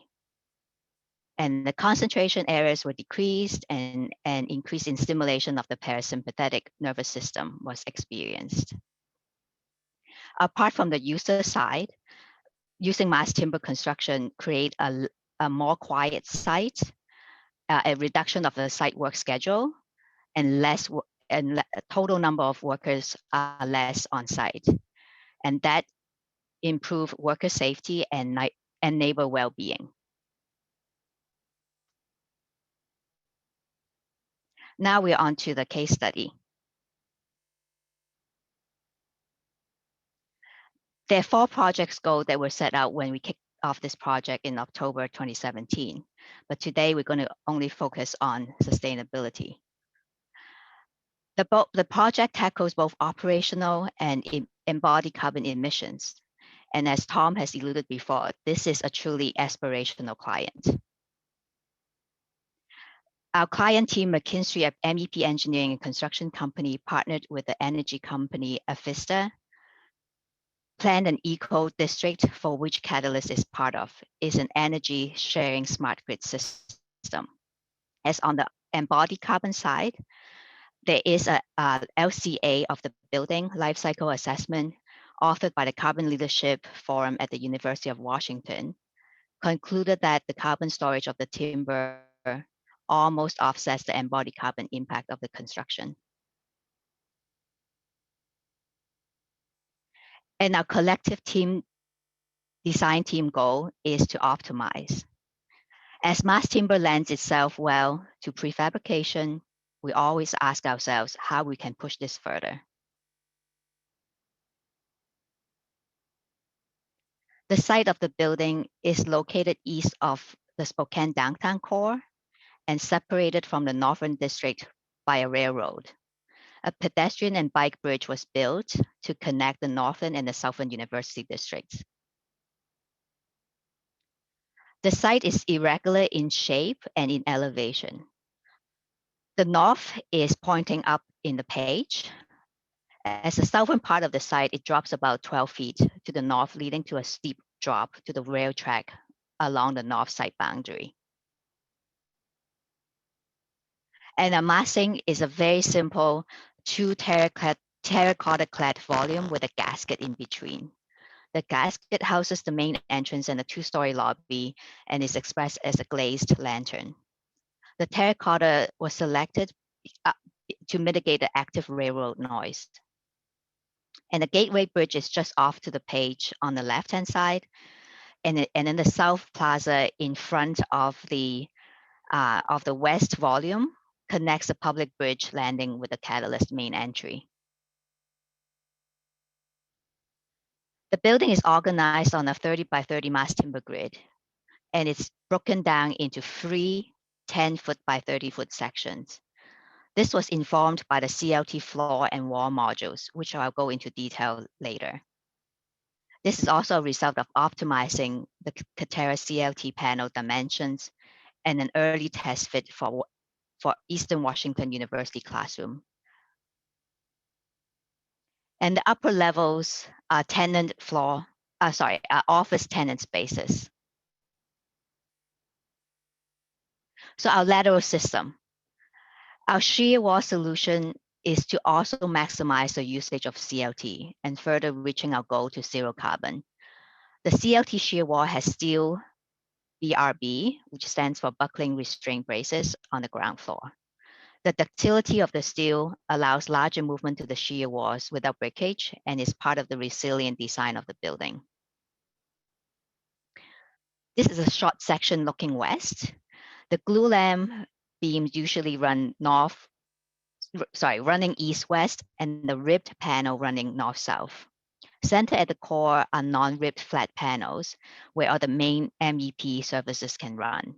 And then it branches off to the north or the south through the castellated beams,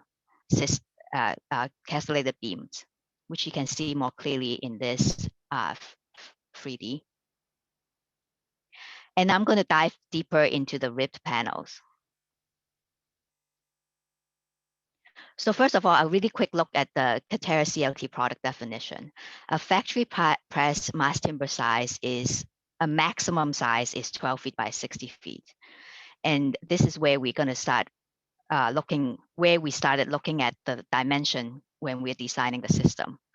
And we want to make sure that people are aware of different manufacturers have their own master panel dimensions. So it is essential to know early on the manufacturers and their constraints of the dimensions.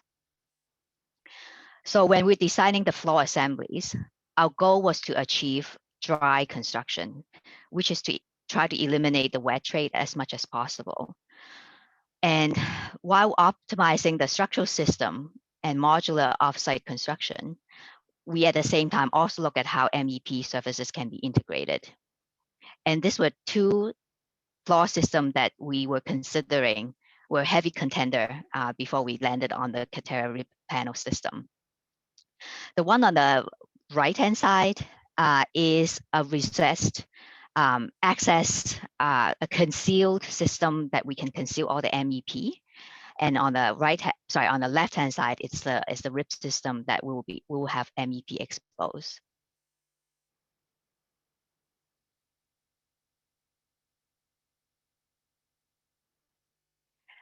And this is kind of the configuration of how the rib panel is being laid out in the building. I'm going to talk a little bit about the rib panel advantages.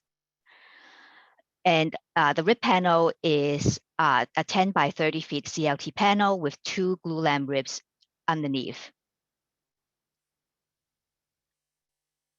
And it is lightweight, and it is a timber to timber composite, and it can achieve a 30 feet span to maximize the flexibility and office and classroom use. The span to depth is around 60%, a scale of 16 is almost on par with steel, and we can achieve a very high vibration performance.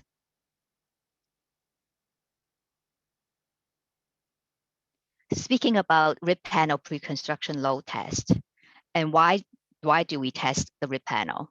It is the first timber to timber composite application in the United States. And then currently there's no definition or design method provided in the code. And we also want to validate the stiffness estimate on both deflection and vibration. Also want to quantify that deflection as well due to creep. Here are some photos of the prototype production process. And from this photo, one can appreciate the scale of the 30-foot span.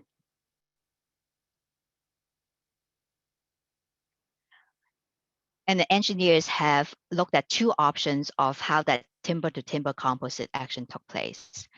And finally, a screw press glue method was selected over a threaded screw at angle to grain option. And this is a photo showing the transporting the prototype for full-scale load testing at the University of Washington. At Oregon State University.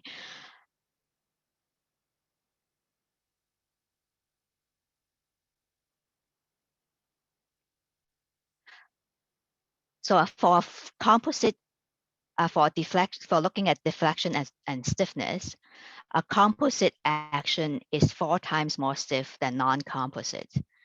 And on the right-hand side, we can see a photo of the test that was tested to failure. And the rib panel was, the failure happened at the peak load of 144,000 pounds.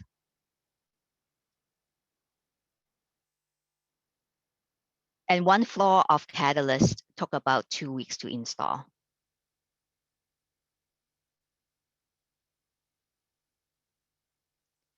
For further information on development, testing, and application of the rib panel, it will be available in August during the WCTE conference take place.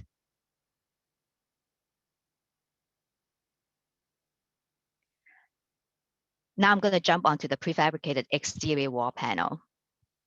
In the beginning, when we designed the exterior wall panel, we are looking at both vertical and horizontal orientation of that panel. Traditionally, prefabricated panel usually spans 1 floor. And in the horizontal position, our floor to floor height is actually 14 feet, which is over the master panel size, which means that we will require stitching 2 panels along the long axis, and that lead to more challenges in panel support design and installation. So it seems like the winner was the vertical orientation. And we logically also come back to that rhythm of the free 10-foot panel. And we decided to split the overall height with a master panel of 60 feet into 2, which means that it's a 30 feet tall panel. Our intention of spanning 2 floors is to achieve a faster building dry-in. The envelope is highly insulated due to our goal of achieving or adhering to passive house standard of and it was a R40 in the insulation. The terracotta cladding with metal panel adjacent to the triple glazed IGU window. The facade design is intended to look randomized, but in fact, it's only comprised of 4 typical modules. We look to existing curtain wall technology to design the joints. For the horizontal panel joint, we're using this joint called a chicken head, which is an aluminum extrusion that is being attached to the edge of the CLT panel. And for the vertical wall joint, it is achieved by foam gasket to achieve water and airtight. An early full-scale mock-up was to test out the joint concept. And subsequently, we have other variation joints that is being mocked up. As our intent was to prefabricate the entire panel, the terracotta logistic is just too steep for us. So at the end, we only achieve partial prefabrication. This includes factory application of the WRB, pre-flash window opening, and insulated metal panel and rail system. And the final install, the panel connection using silicone strip, and the right-hand photo showing a panel to slab connection. It's a first of its kind in North America. And of course, there are some challenges that of field tolerances and reconciling design vision with constructability. With a diligent construction team, Catalyst envelope was able to achieve 3 times more airtight than passive house standard. And we're very happy with the final results. And thank you.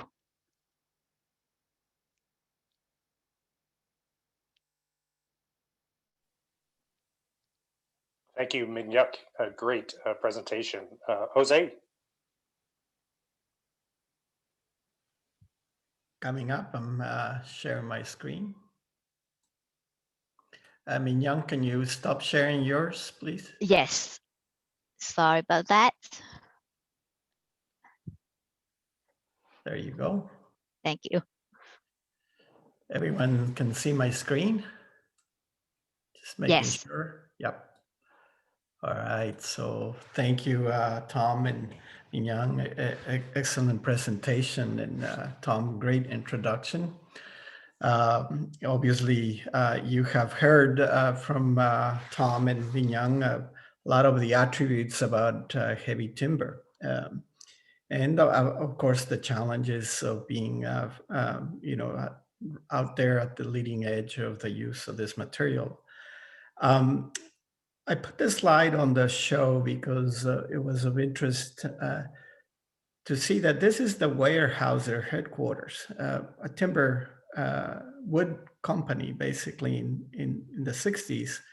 And SOM had done this building in concrete. And it is because at that time, heavy timber, I guess, was not a traditional material for institutional, long span, larger scale type of buildings.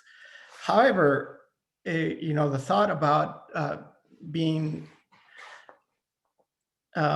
sensitive to the environment was pretty apparent in this building, but it wasn't right in front of your frame of mind like heavy timber is today in some of our, or many of our colleagues doing design around the US and the world.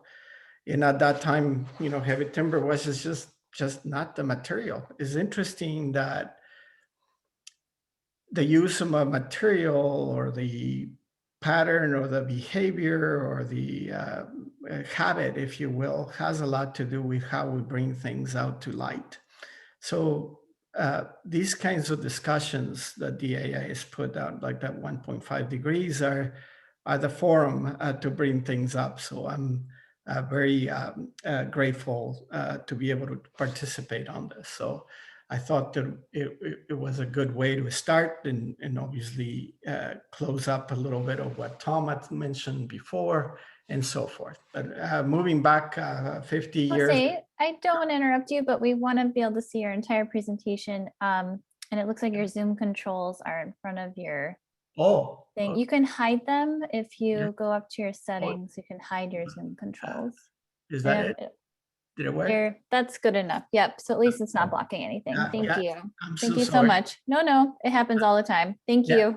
All righty. So moving 50, 60 years ahead, city of Long Beach, a project we worked on with the city of Long Beach is this Long Beach Civic Center, which comprises of 3 buildings: the Port of Headquarters, the City Hall, and the main library of Long Beach here, sitting in a park, Lincoln Park, and it's called the Billie Jean King Library, and that is the subject of our presentation today. A little bit about some of the facts of the project. It's a P3 project, so that puts us in context about perhaps the limitations or opportunities that the project brings in terms of how we build it. Square footage is a bit bigger than 90,000 square feet and so forth. 1,000 people are served daily, about 500,000 a year. And then, of course, is heavy timber construction. So moving on a little bit, I'd like to talk a little bit about the design concept and drivers. And to put things in context, this presentation perhaps is a bit more about the art of getting a heavy timber building than the science, but there's of course the science. You saw a lot of science there with Min Young's presentation, so I thought it might be good to discuss about the art. Design concept is obviously one that comes up with a setting, and the building sits in a park, so the building is thought as a pavilion in the park, which meant that it will be lifted, it will be transparent and see-through, which goes together with this idea that a library is no longer just a library, but a community center. So therefore, transparency, being inviting is very, very important. And that also presented, because of the site, 2 phases. One on the north here, that you see the arrow, which we call the community phase, and then the park phase. A bit of 2 different functions for those 2 entries. So here it is, the north facade of the building, a 2-story building. This is the community side, if you will, the more city, more urban like side. And this is a view as you enter in, and then the through lobby that you see here connecting to the other side of the park. Unfortunately, the park is still under construction, so we don't have an image of the building as it's seen from the park side. But the idea it is that it has a large porch that is facing south that helps us with shading the south facade. Very transparent building.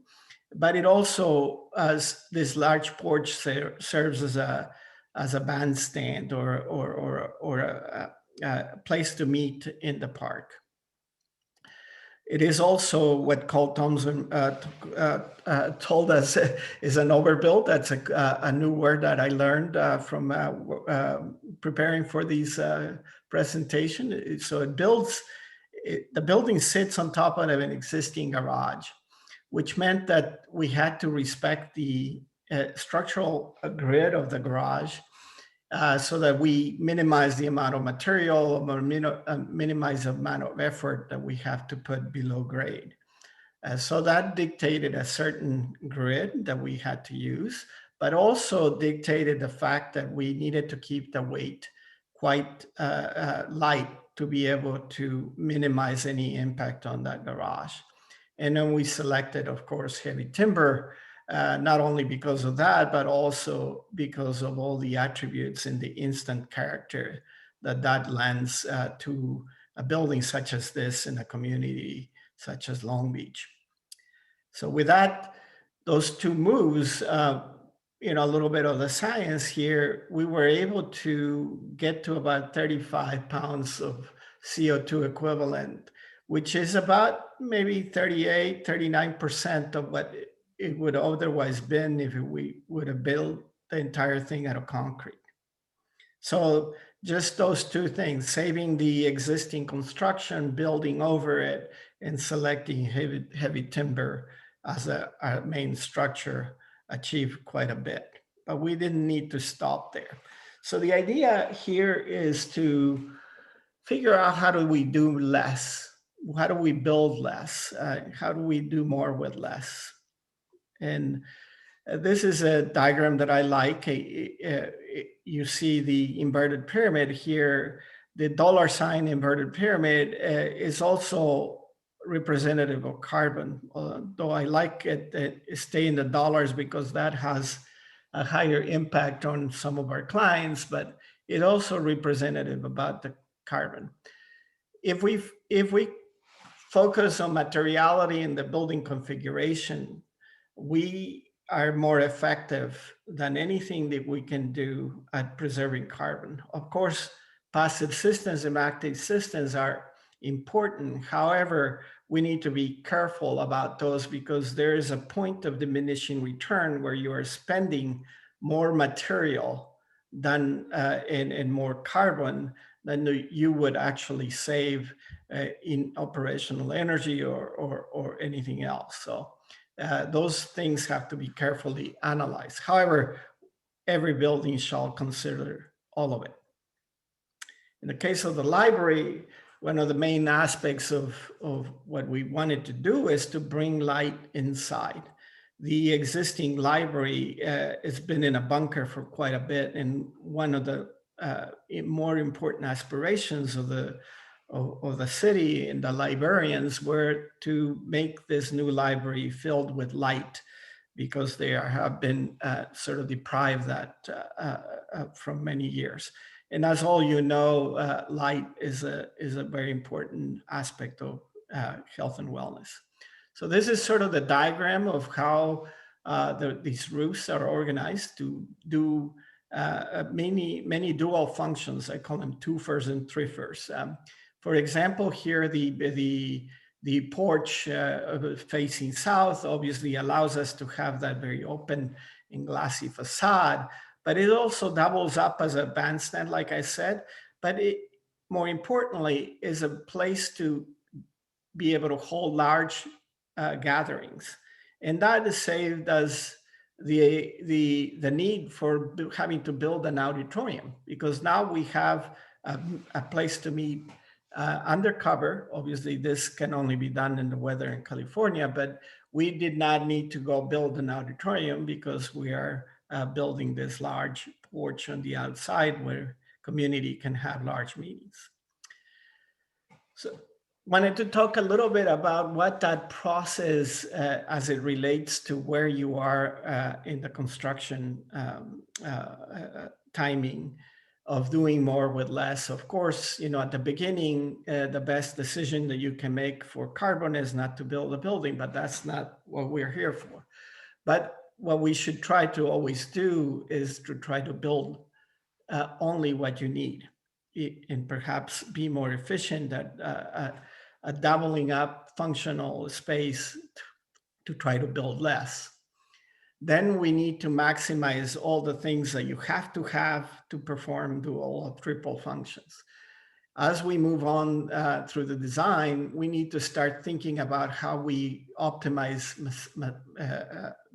materials. And Ming-Yang mentioned about, you know, sizes of the materials, what are the maximum spans, things like that, finding out what are the most optimized versions of how we can utilize materials. So that, to me, is the idea of building cleverly. And then lastly, we need to build efficiently. We need to eliminate as much waste as we can possibly can, not only during construction, but as the building operates as well. And then that doesn't necessarily mean that you forget about the art, that you forget about the things that might inspire someone to come to the building like this. But in the case of here, we created an oculus that denotes the north entry, the community entry. It brings light to the ground floor, but it also serves as this important separation between the collections and the junior reading area that by law they need to be somewhat separated. So we created this sort of dual, triple functional aesthetic element, if you will, introduced into the library. One other thing that is important is that the modulation, the modular aspects of these kinds of buildings, because they're timber, the most efficient way to do that is modular. So we took that step further to modulation, and you'll see that in a few of the slides later. So the fact that we had these large overhangs did not allow us to be able to bring a unitized curtain wall, which is sort of what we like to do normally, prefabricated panels. So we had to make them small enough that such that they can be handled by hand underneath the building without trying to bring a big crane to the site and so forth. So we took advantage of that and then created the facade with one very small little move, which is you can see in the photo on the left, a small fin in the back that diminishes the amount of glare inside because it takes away that dark part of the mullion. And then essentially this curtain wall is used as a diffuser of light, and then eliminates glare. And then you can see here how important that is to bring some softer light into the collections in the stacks without the need to ever turn the lights on during operational hours. So those are some of the passive elements. Of course, because of the roof size on this library, we also integrated, in this case, a very large solar array that produces about 830,000 kilowatt a year. So that was a great opportunity because it was of the scale that it actually it was beneficial to the project, not just a visual token. And then here you can see what that looks like. So in this case, that active investment paid off. Moving on. And this is about the art of dealing with existing, let's just say, industry behavior or habits, and that our industry is all aligned to be able to mitigate risks, and it protects expertise, sometimes labor laws that don't allow you to cross, in terms of how we can possibly integrate construction a step further. So because this was a P3 project, we were going to push hard to try to integrate those two to the benefit of the project. And one of the things that we did here, obviously, as we always do, integrate architecture and structure, but the design and construction, the optimization of waste, prefabrication, and obviously, I like to talk a little bit about materials and process at the end. So I'm gonna start speeding up a little bit. So the integration of a structure in architecture is important because that means that you are not dueling up, many pieces of architecture that are wonderful. However, they are very visual, and this structure is sort of a ghost behind enabling that architecture to surface. In this case, the architecture and the structure are both one and the same. You don't know where it starts, you don't know where it ends.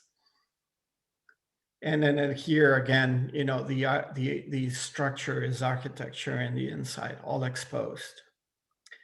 And then obviously that rigor that a structure brings to a project such as this, the modularity, the repetition, obviously is important. So we take that a step further, like I said before, and created that modularity to follow with the windows and everything else.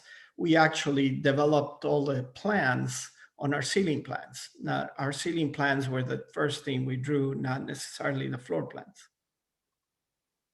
That brings some challenges. Of course, the beauty of wood wants you to have it exposed, that instant character that we all want. But if we left it to the way the industry is accustomed or habitually does this, our mechanical systems will clash. It will not be a space that is worth having underneath. So we had to work hard at trying to still expose it, but organize it somewhat in concert or in integration with the structure and the timber. Well, this idea of not layering, of not hiding the ceilings and the structure saves you quite a bit of ceiling that you would otherwise in other structures would have to put. And that is quite a bit of carbon savings, in this case, about 13,000 pounds of CO2 equivalent. So that is also a tremendous carbon savings. And then obviously that beauty of having the architecture and the structure be one and the same. Then it comes about the integration of design and construction. And here's where those silos of expertise and risk come into play. How do we break them? You know, normal traditional process is this of design, bid, procure, build. And, you know, there's a lot of waste in between, a lot of drawing and redrawing, a lot of, you know, changes, you know, call it whatever you want to call it, value engineering. There's a lot of waste, not only in material, but also time and energy and resources. If we were able to integrate those and make them a bit more simultaneous acts, so one can inform the other, you know, the way we build should be informing design as much as design, it should inform the way we build. So to that end, we had our contractor partner, Clark Construction, build a mock-up very, very early on. We didn't know what the building was going to look like. We knew that it was wood. And we used it as a Christmas tree for all of the trades to come and hang their systems on to try to find out how to better integrate and have their ideas then inform the design. So with that, the design developed based on what we found from this mock-up. So we created a mock-up not to validate the design, again, to inform the design. So a reverse process. That is the first silo that was broken in this more traditional process. So that led us to try to understand that there were some challenges and that we needed to address them early on. Before we even have the design complete, we were thinking about how we were going to route the conduit through the floors to make sure that the floor stayed at 3.5 inches of thickness as opposed to 6.5, and saving 3 inches of concrete throughout the project so that it wouldn't have to do. So here are photographs of the misunderstood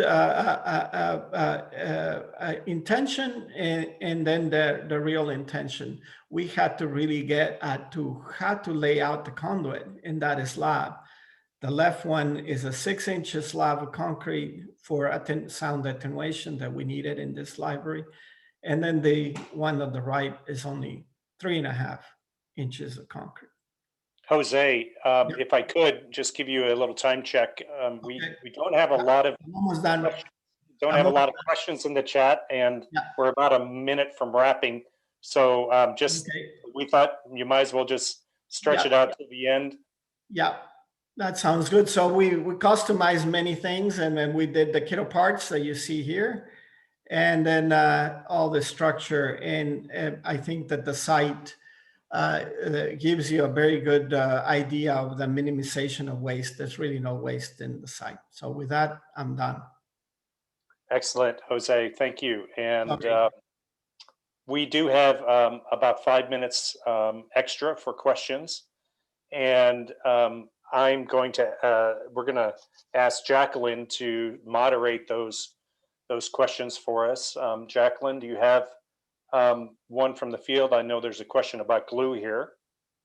Yes, hi everyone. I'm Jackie Ray from the AIA Code Committee.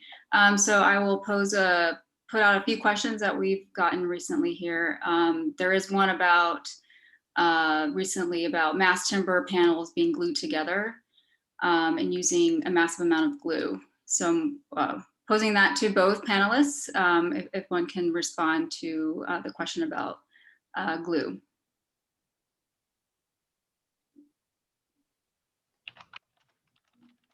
I guess I can jump in here if that's okay.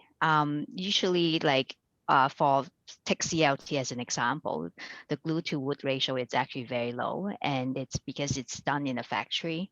It's there is a climatic control in the factory for kind of the glue, any off gassing from the glue, and as an industry, they are really can also like look at the glue itself in terms of the material, and there is no formaldehyde or kind of any other unhealthy material from the glue itself.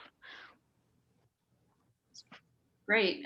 We also had two questions that were very similar. One earlier was about the disassemble taken into consideration as wood usually gets bolted. And we also had a recent question about if you can talk about the construction detailing of, the connection detailing of the wood members.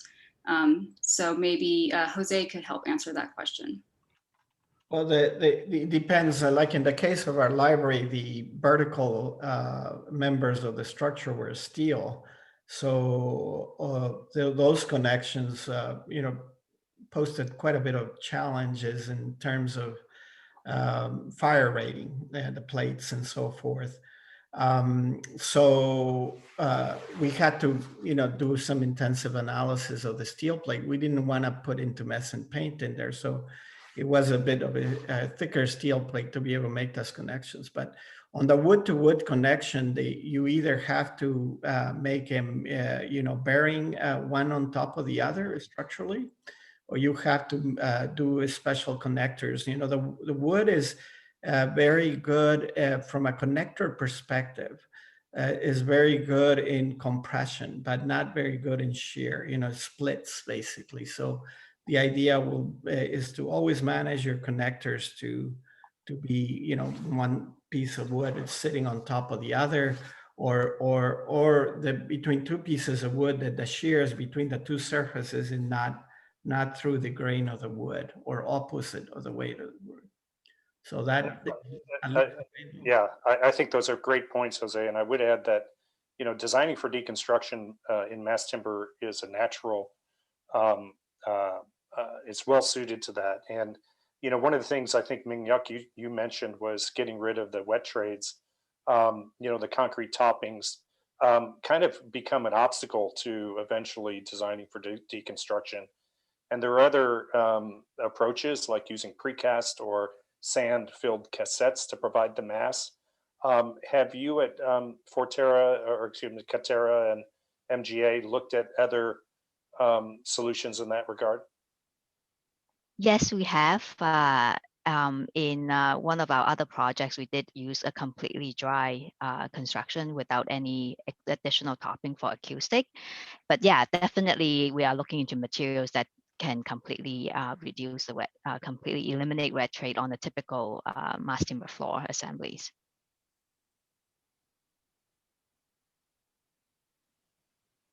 Great. I think we have maybe one more question, time for one more question. So there was a question about sourcing wood. As we go to more wood structures, we want to make sure that we're also being mindful of where we're sourcing that wood. So perhaps Ming-Yuk, you could expand on that aspect of. Sure. Definitely, it's a very question that we always ask ourselves when we build mass timber project: where does the wood comes from? And we all have to understand that any forest management lies on a spectrum, and because of the regional variation on regulations and certification requirement and the physical environment of how the tree grows, they're all very different. So it is really critical for us to understand or have to gain more knowledge about where the wood comes from. But we always prioritize using sourcing locally. And of course, having certification is always often is a better solution, because we can vote with our money and putting market pressure on a more environmentally responsible harvesting practice and management. Great, thank you, everyone. I think that wraps up our segment. Thanks, Jackie. Thank you, Minute. Thank you, Jose Palacios. And thank you, Tom Knittel. Great discussion.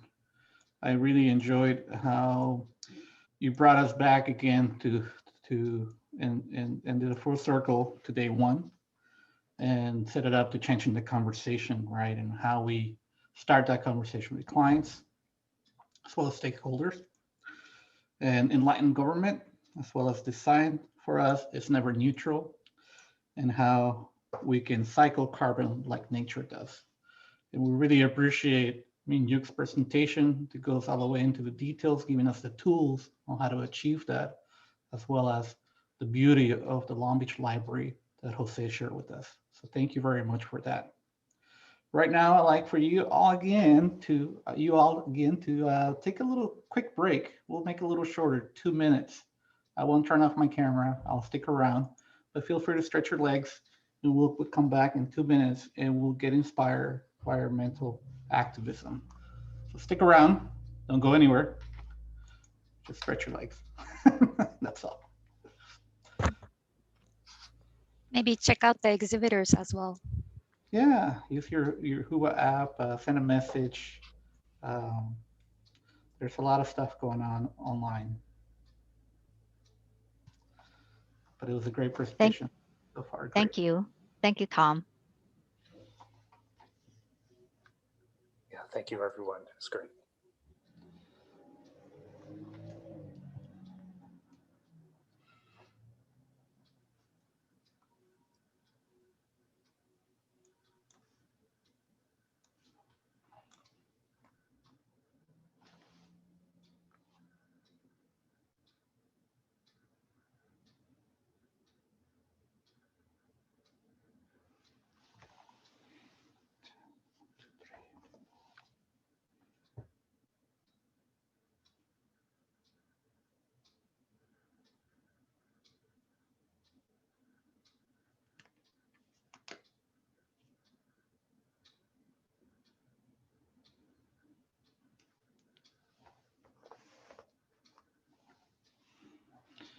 Again, while you're on break, getting another cup of joe, we have environmental activism coming up next. And after that, we have Anthony Brower sharing with us 10 strategies for action, some amazing tools, ideas that you'll need or could use to leverage how you work and how you practice at any level. So that's going to be very interesting. And we have a very special surprise for you at the end. Miranda will be able to share a small video we created just for you guys. So you don't want to miss that. It's going to be amazing. It's going to be cool. So we have a few more seconds and then we'll start with our panel 3.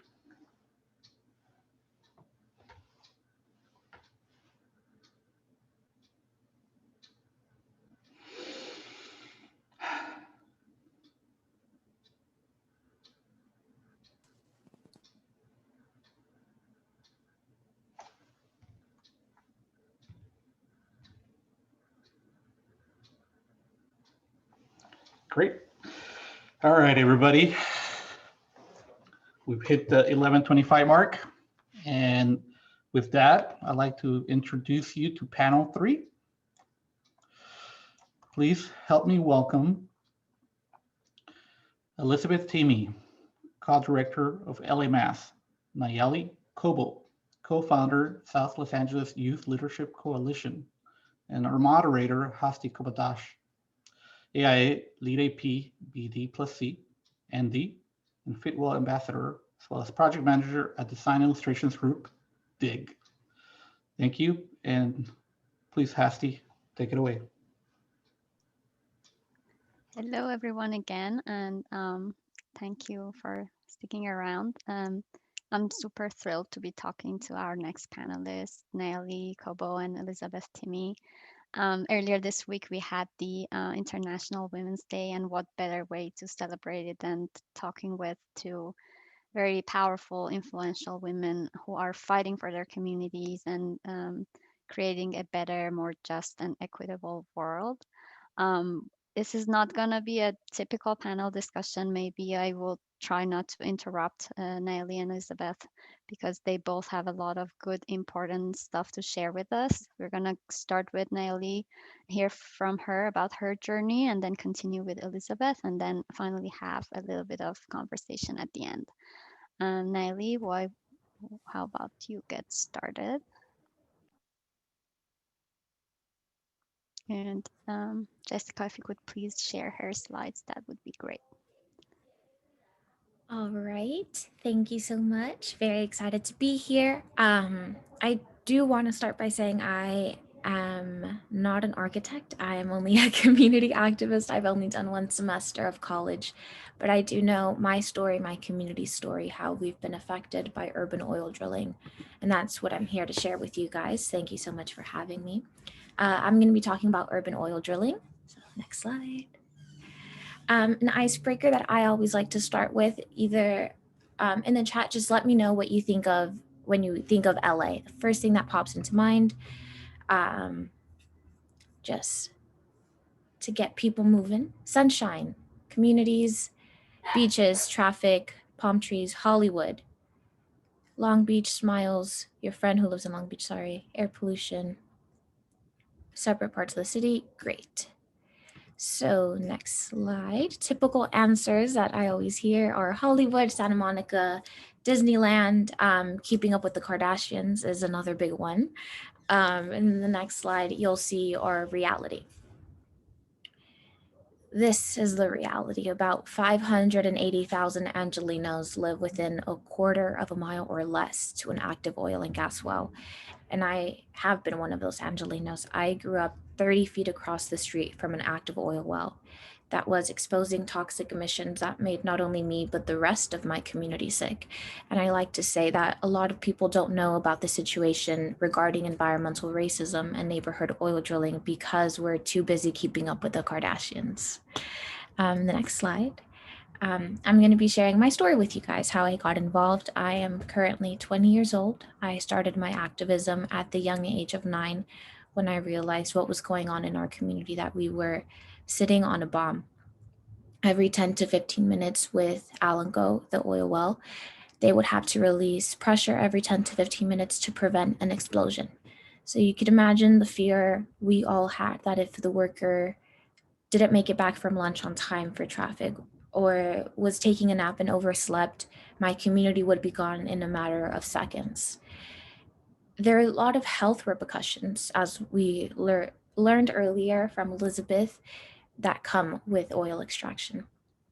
In my personal experience, I got nosebleeds so intense I couldn't sleep horizontally. I had to sleep sitting down in a chair to prevent choking on my own blood at night.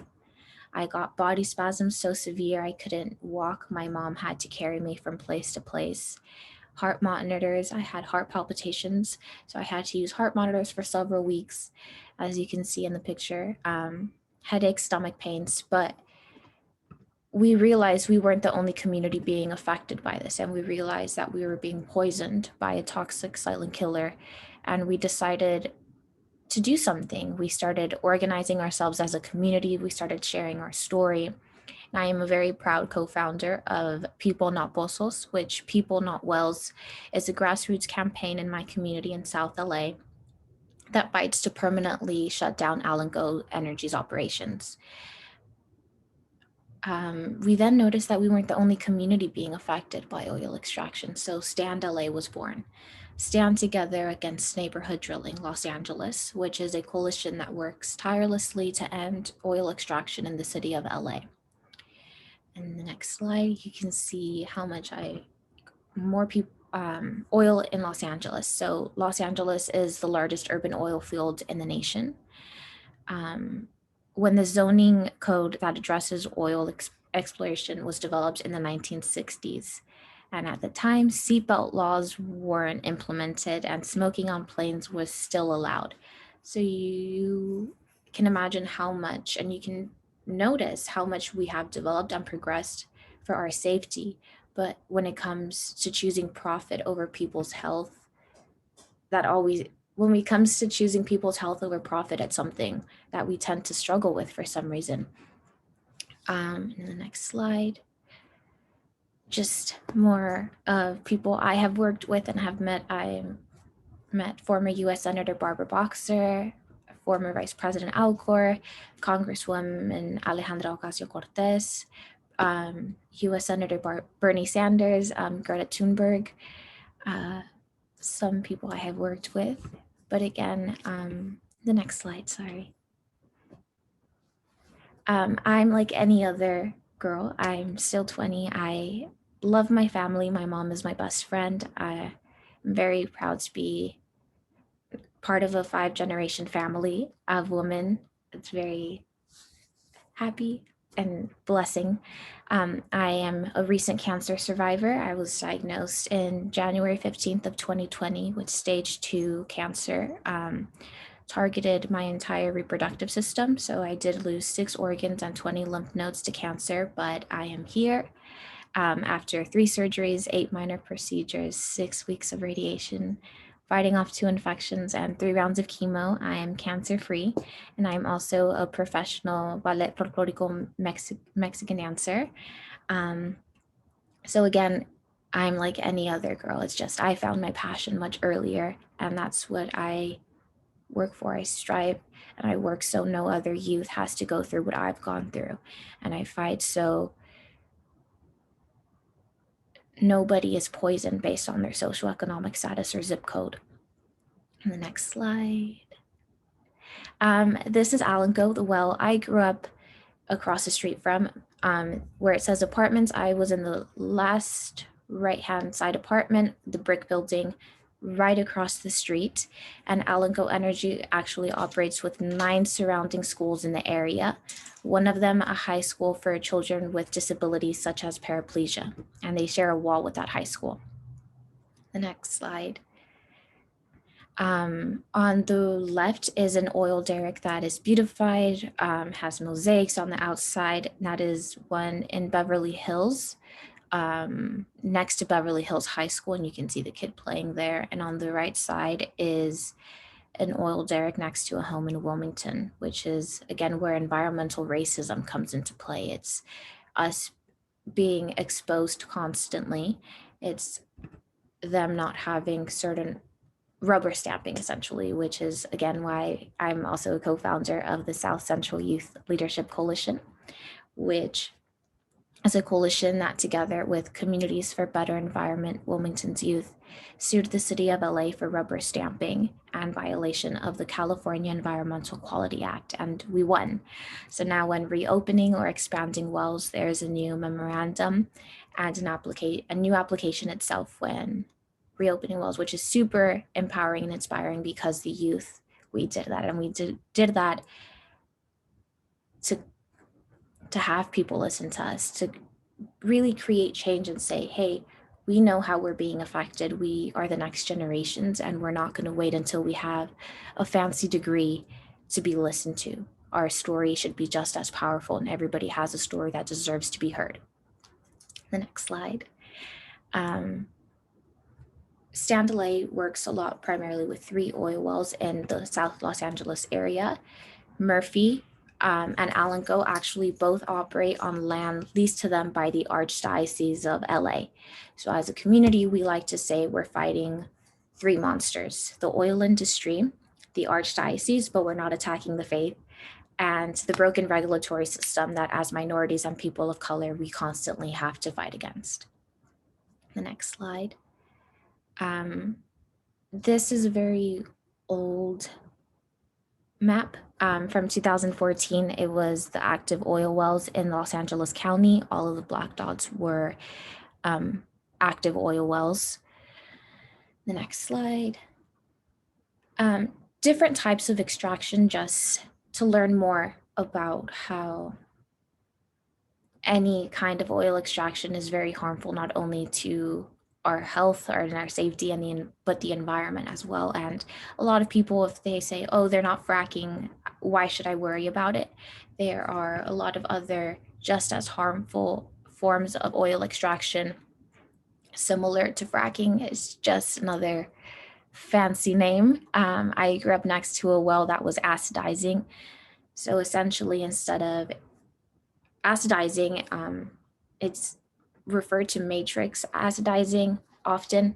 Essentially, they put thousands of pounds of acid into wells going down straight line, bunch of thousands of pressures of acid, and then essentially they go out like a spider to go out and reach different directions with like a branch.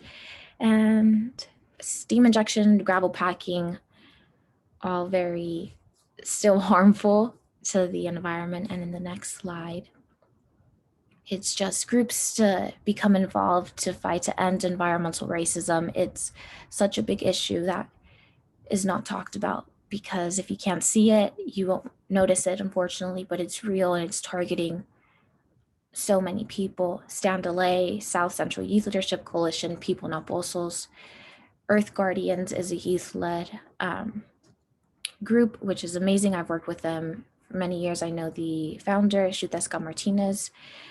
Communities for Better Environment, Center for Biological Diversity, 350.org, Zero Hour, again, another youth-led organization. The founder is Jamie Margolin, amazing youth. And my Instagram is at Nayeli Kowa if you want to follow me and check out more about my work.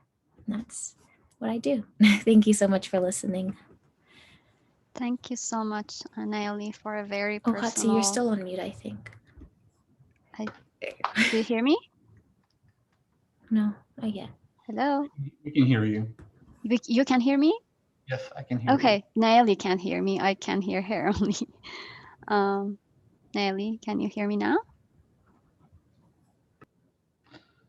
She may not be able to hear you, Okay, but thank you. If you hear me, thank you for a very touching, personal, and impactful presentation. I guess I would keep my comments for now since you can't hear me, and ask Elizabeth to follow, and then at the end we'll have a conversation. Hopefully by then her technical difficulty is resolved. Like she can hear now if you wanted to ask her. Oh, you can hear me now. Great. So thank you so much. I wanted to say and congratulate you for being a fighter on all grounds. Not only you fought for your community, but for your own body. And we couldn't be happier for you for beating cancer. I see that you, it's very important, your work with ending the drilling and as the first step to address this massive, basically public health crisis. But I think until we manage to change the economics of it and until it makes profit, it's very hard to do it. If you stop one place, it's gonna be moving to another place. That oil is gonna come from somewhere else. Unless we reduce the demand for fossil fuels, and we can, I think, do it on both, directly with the use of fossil fuels, but also earlier today we heard from another panel about the petrochemicals that are used in the building industry, which I think as architects and designers we have a great amount of control over. I see that you hang out with a lot of designers and with a lot of politicians and celebrities, and I wanted to know if you would consider architects and designers as allies for your cause. 1000%. I think architects play a very crucial role with essentially defending us, choosing the materials to build with, choosing where to build. Whether you say, no, I don't feel comfortable building next to this near sensitive land or X, Y, and Z. I feel that it's something that's not really talked about, but we are all allies and we can all work together to defend each other and help each other. Yeah, and definitely with establishing safety and health buffer zones, basically, and all the land use and regulations regarding that, I definitely think we can be allies. We have other ways. I think Elizabeth is going to tell us more about how we can get involved with communities and learn from them and actually, join forces to achieve goals. So Elizabeth, if you're ready, please go ahead. Sure, and thank you also, Naomi. It was really wonderful hearing you speak. Thank you. Definitely a tough act to follow. Let's see here.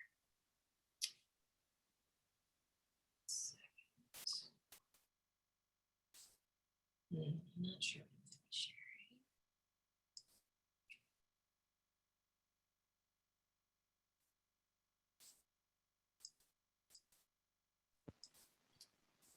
It's not letting me share my screen. Can I send you all my link to my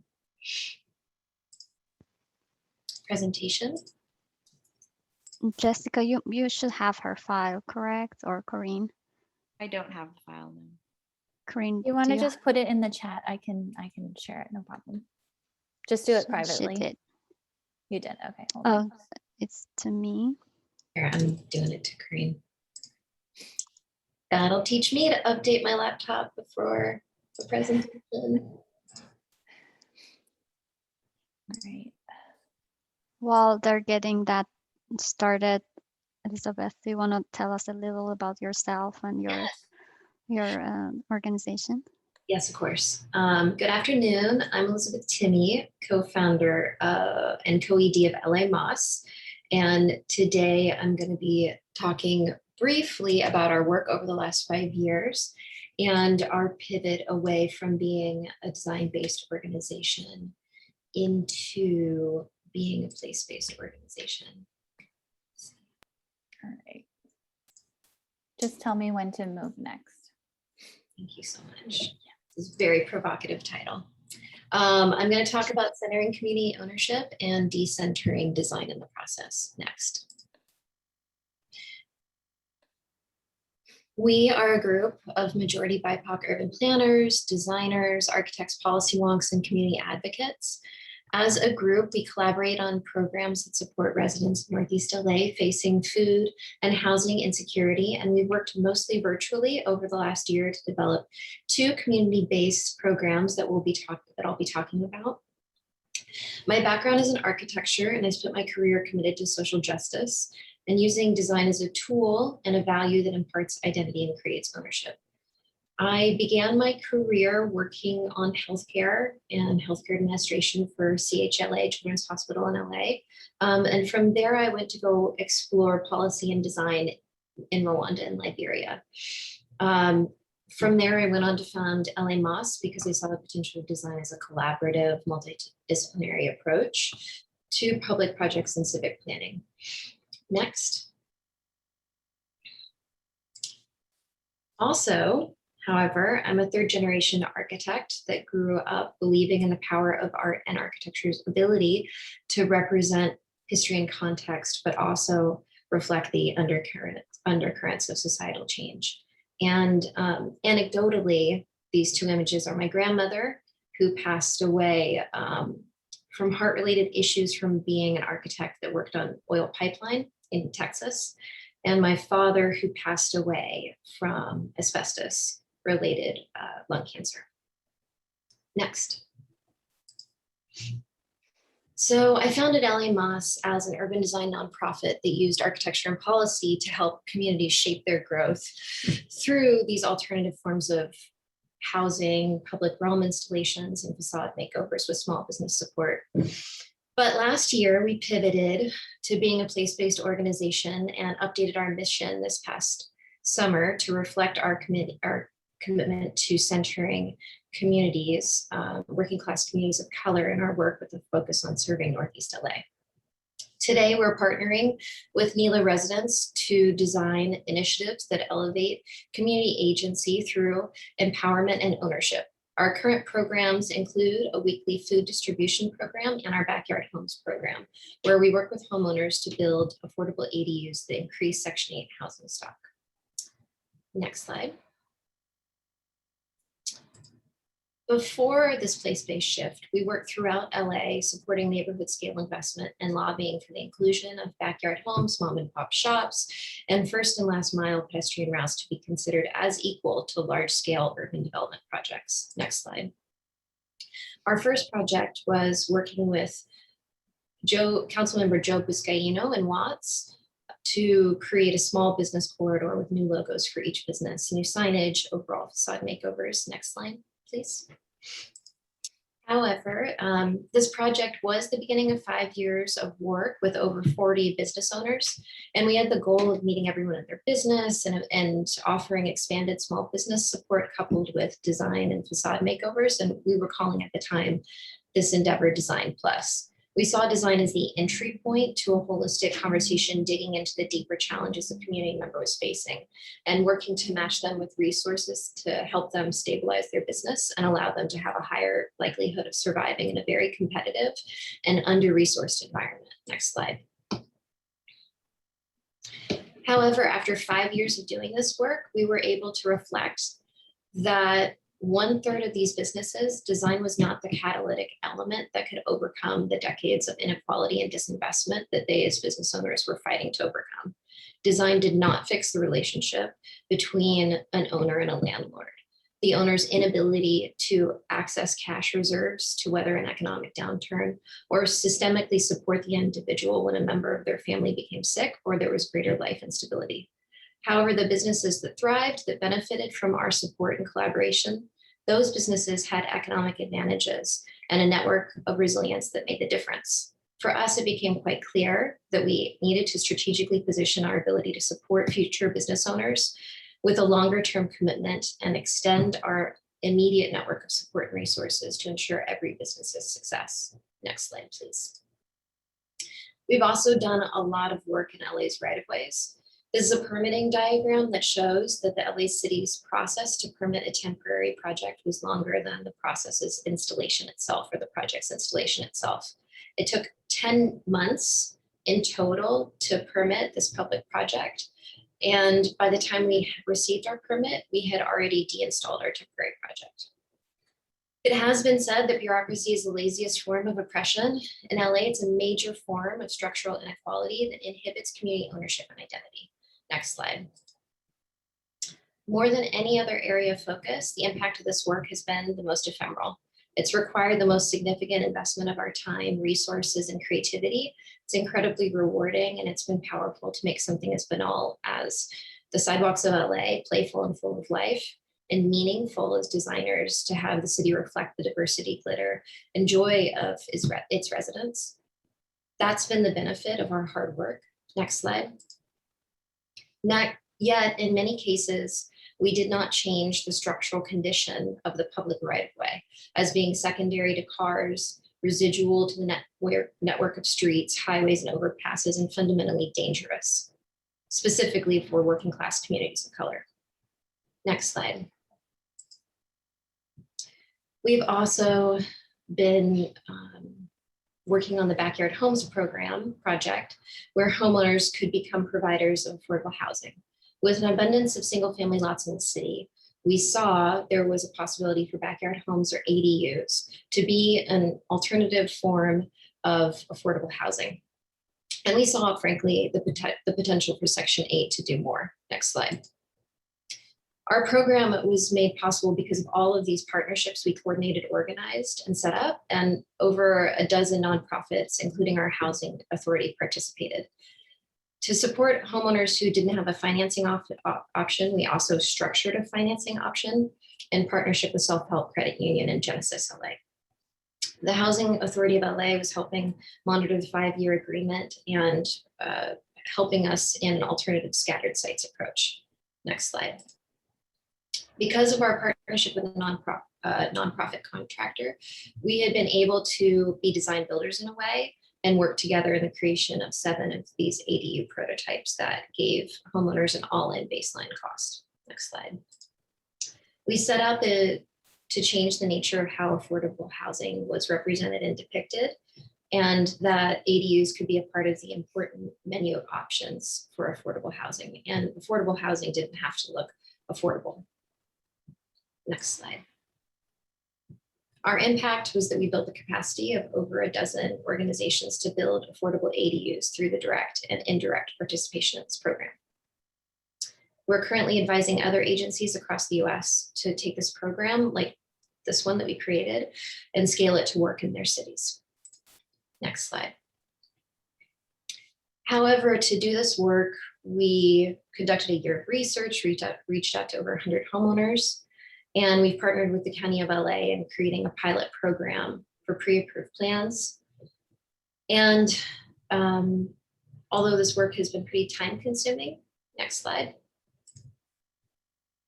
In the end, we're building 5 backyard homes, which is great. It's a huge win. but we have a 2.5% build rate. Of the 200 homeowners that reached out, we were able to build 5 because of the bureaucracy and the kind of land use limitations of so many of the sites that we were vetting. And ultimately, we were building the capacity of homeowners in an individual sense rather than a neighborhood-led initiative or a resident-led call for affordable housing. The amount of work it took to develop this program design and affordable housing model, it was immense. Moving forward, we're excited to look at more collective forms of housing like community land trusts, intergenerational living, and housing cooperatives. Just think about all the options available to us when we're making housing accessible and available to working class communities of color. Next slide.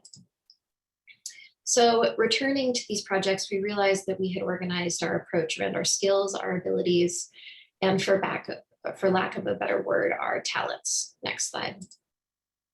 The pitfall of this is that we focused on those talents and thought that the act of using our professional abilities in concert and collaboration, that this approach was capable of addressing systemic issues and driving impact. Next slide. We knew that together we were stronger, collaborating on behalf of communities of color, that what we were doing, we were committed to it. We saw the evidence of our ability to do things that had been seen as insolvent, impossible, or untenable. We were doing that successfully. However, we assumed that because we were creative and productive in our collaborative efforts, we were embedding impact into our work, when in fact we were not, because we were not intentional about what the impact was. Next slide. And although our intention was to be an organization that supported communities through design, in our efforts, we centered design as the primary value because we were not explicit or intentional about our impact. Now, in our pivot to being place-based organization, we're centering the community and the place as central to our work. This translation from being design-based to place-based is an intentional commitment towards having measurable and meaningful outcomes for residents, business owners, and community members that are the true center and reason for our work. Next slide. The groundwork for this transition began in 2020 with Maria Cabildo, who led us in a team retreat to shape our collective values and our new vision. We had conversations with neighbors and residents who were interested in creating a community resource exchange and shared concerns about their housing and food insecurity in the neighborhood. We reflected on our commitment to working class communities of color and examined where our impact was missing the mark. Next slide. Not to go into this because this is this in and of itself is a 30-minute talk, but we looked at the spectrum of engagement and we looked at where our projects were falling. And many of the industry norms for architects is to really hit the informed category. And we understood we were intentionally doing more. Next slide. As a team, we mapped our past projects along the spectrum and we evaluated the impact and actions of community engagement. And the majority of our pre-COVID work was really in the placation and tokenization or inform and consult category. And we all discussed and evaluated that in order to move beyond this involve, that community organizing and power building was necessary. At this point, I had to personally reconcile that design wasn't the solution I thought it had been without intentionally defining community ownership from the outset of our projects. Next slide. And so it was at this critical moment of circumspection that the coronavirus outbreak began locally in March 2020. Safer at home orders went into effect and LA Moss pivoted all of our resources and our operational model to provide immediate assistance to neighbors impacted. Next slide. This is an outline that explains our community response. Mutual aid is something that has been happening across communities of color and Frogtown or Northeast LA specifically. After talking with local leaders, we set off to build off of an informal phone tree that had already existed, where we were mobilizing 150 dedicated volunteers, identifying needs, connecting people to resources such as free food delivery, rent, support, and unemployment filing. Next slide. Most mutual aid programs focus on one area of impact. Early on in our response, we decided that we would equally prioritize distribution of goods and services, providing material assistance, and sharing information on renters' rights. Because we wanted to reach the widest audience, we embedded capacity building with languageless guides. Next slide. So, in a relatively short period of time, it connected to and developed relationships with multi-gen families and immigrant families, the vast majority who had been facing food insecurity, reduced or lost employment, and housing insecurity. For a temporary program, our program was able to help with one of their deepest concerns, which was debating between paying for food and having enough money to afford for their housing. Offering cash assistance helped, but it didn't do enough to address the deep debt our community members found themselves in order to survive this time. Next slide. So upon reflection, a great deal of the work we were doing was to use many of the same skills we had been using when we were building the capacity of local government. We were organizing resources, explaining policy, navigating bureaucratic systems, and creating an actionable, implementable program that was of tangible community benefit. You can compare these two flow charts against each other. And I think it's quite shocking to look at one, which is specifically designed to inhibit unlawful use of public space, and against the system we created for a community member to communicate the need for assistance and access resource. And they're strikingly similar and profoundly different. One is predicated on control and oversight, while the other is supportive and interested in translating needs into action. Next slide. So creating and running and fine-tuning this community response changed us as an organization. We were no longer capable of operating under the implicit bias that our professional skills were capable of offering better solutions than existing models of resilience in communities of color. If we were going to return to this model, it seemed to guarantee that we would repeat our past missteps in centering the how of what we were doing rather than the who. Next slide. In hindsight, what our values were leading us towards, consciously or unconsciously, was community ownership and empowerment. Once we uncoupled and removed the professional seat of design and policy from central to our approach, it freed us up to begin to discuss what the activities and programs were of the what that we were going to be doing. Next slide. Through a combination of unpacking the limitations of our existing programs, defining the impact of our future work, and testing our emerging model through the community response, we were able to fill out this missing middle to our approach. We've gotten much more intimacy with programs we can lead to assess and address the root causes we have been fighting against since we began, and we have more clarity in who we are helping and how. Next slide, and last slide. Before our shift to being place-based, when we were a design-based organization, more often than not, we were bound by the limitations of the opportunities to do projects which were set up by politicians and officials that would have impact if we squeezed into the scope of the work.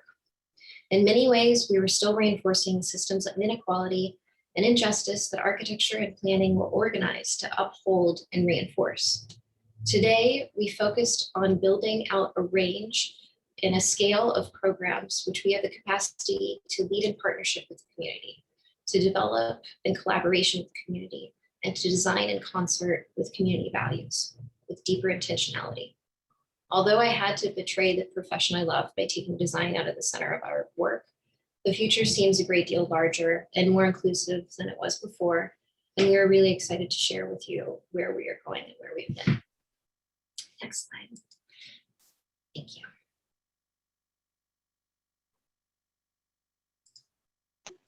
Thank you very much, Elizabeth. Amazing work. Really interesting to see your journey and your transition. I don't know if Naili, did you listen? I wanted to know if you have any takeaways from Elizabeth's work and approach to working with communities. You are a living example of showing the power of communities, showing that when communities come together, there is no stopping them, and you achieved major goals.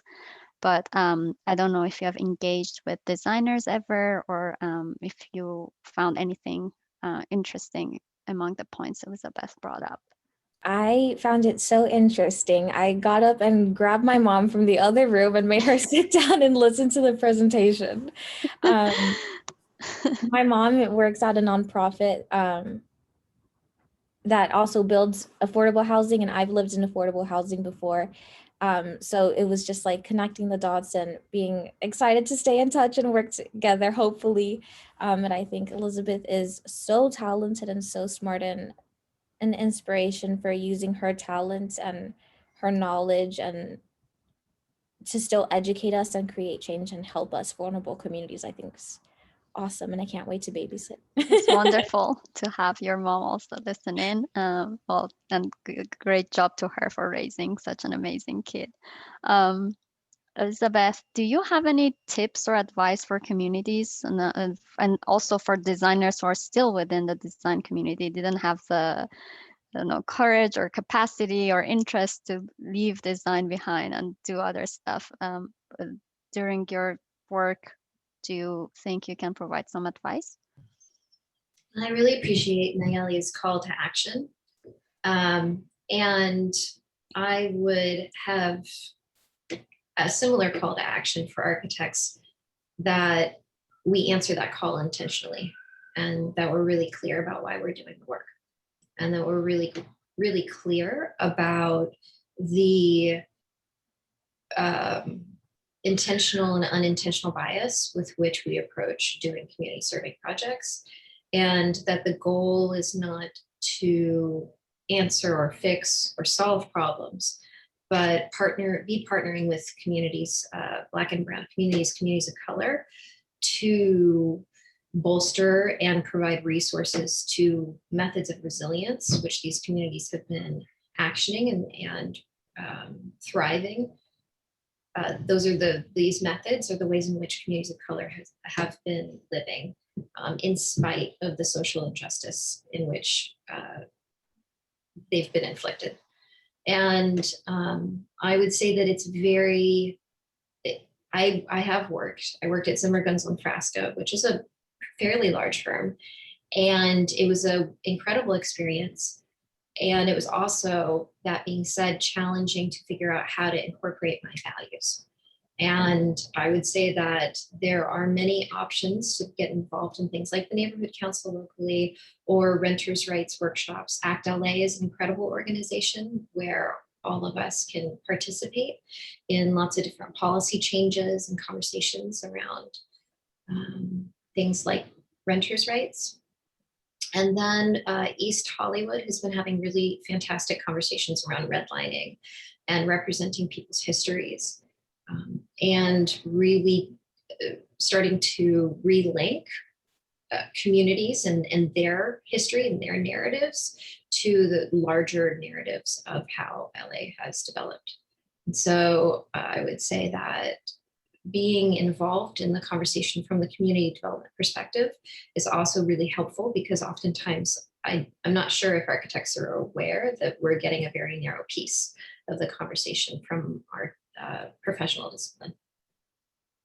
Great, well said. I see a lot of very good questions. I see one from Teresa Kelly. I don't know if you would like to unmute yourself and ask the question, or you would like me to read it if you're on the call. Well, she's asking, Elizabeth, your work directly addresses people over profit. What is your business model? How do you sustain your very important efforts? There have been a lot of state and local agencies very interested in hearing from communities how they want to address the housing crisis. And so we've been involved in grants from organizations and foundations that want to support that conversation. LISC Los Angeles has been an incredible supporter of us as we pivot to being a place-based organization. And there's a lot of different organizations that, and foundations specifically, that have supported us in being able to address, through our community response and mutual aid efforts, the emerging issues that our community in Northeast LA is facing. So we've pivoted our operational model from being a 90% fee for service, which were these kind of projects in partnership with the mayor's office and different council offices. We've pivoted away from that into being 70% foundation supported and grant supported in this place-based effort, with the rest being augmented by our affordable housing efforts. I see. There is another question about the nonprofit type community-based business, which I think you already addressed. I'm welcome to chat with anyone. It's super not sexy, but I'm happy to reveal anything to all of you around our finances. Great. We are almost done with the time, but there's one question they're asking. What is the one action TB is asking? What is the one action Naomi would like us to do? Naomi.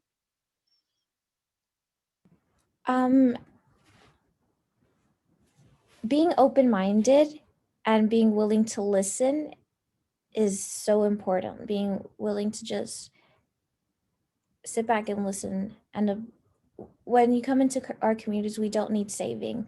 And that's something that always ends up happening, unfortunately, is people coming in saying, oh, we know what to do. We have this fancy degree. And without ever living in our situation or ever listening to our stories, and just being willing to listen and open-minded and be educated on the issue is amazing. And that's the best thing anybody can do.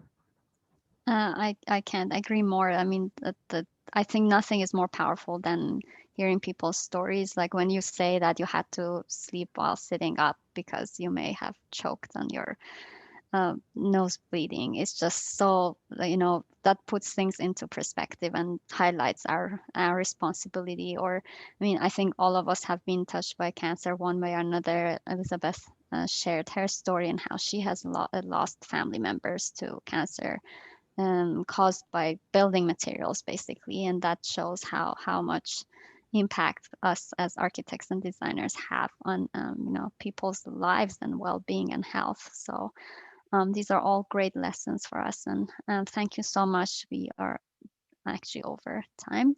So I want to thank you both again for making time for us, joining us. Hopefully we'll stay in touch and we'll have some follow-up events with both of you, and good luck with all your efforts.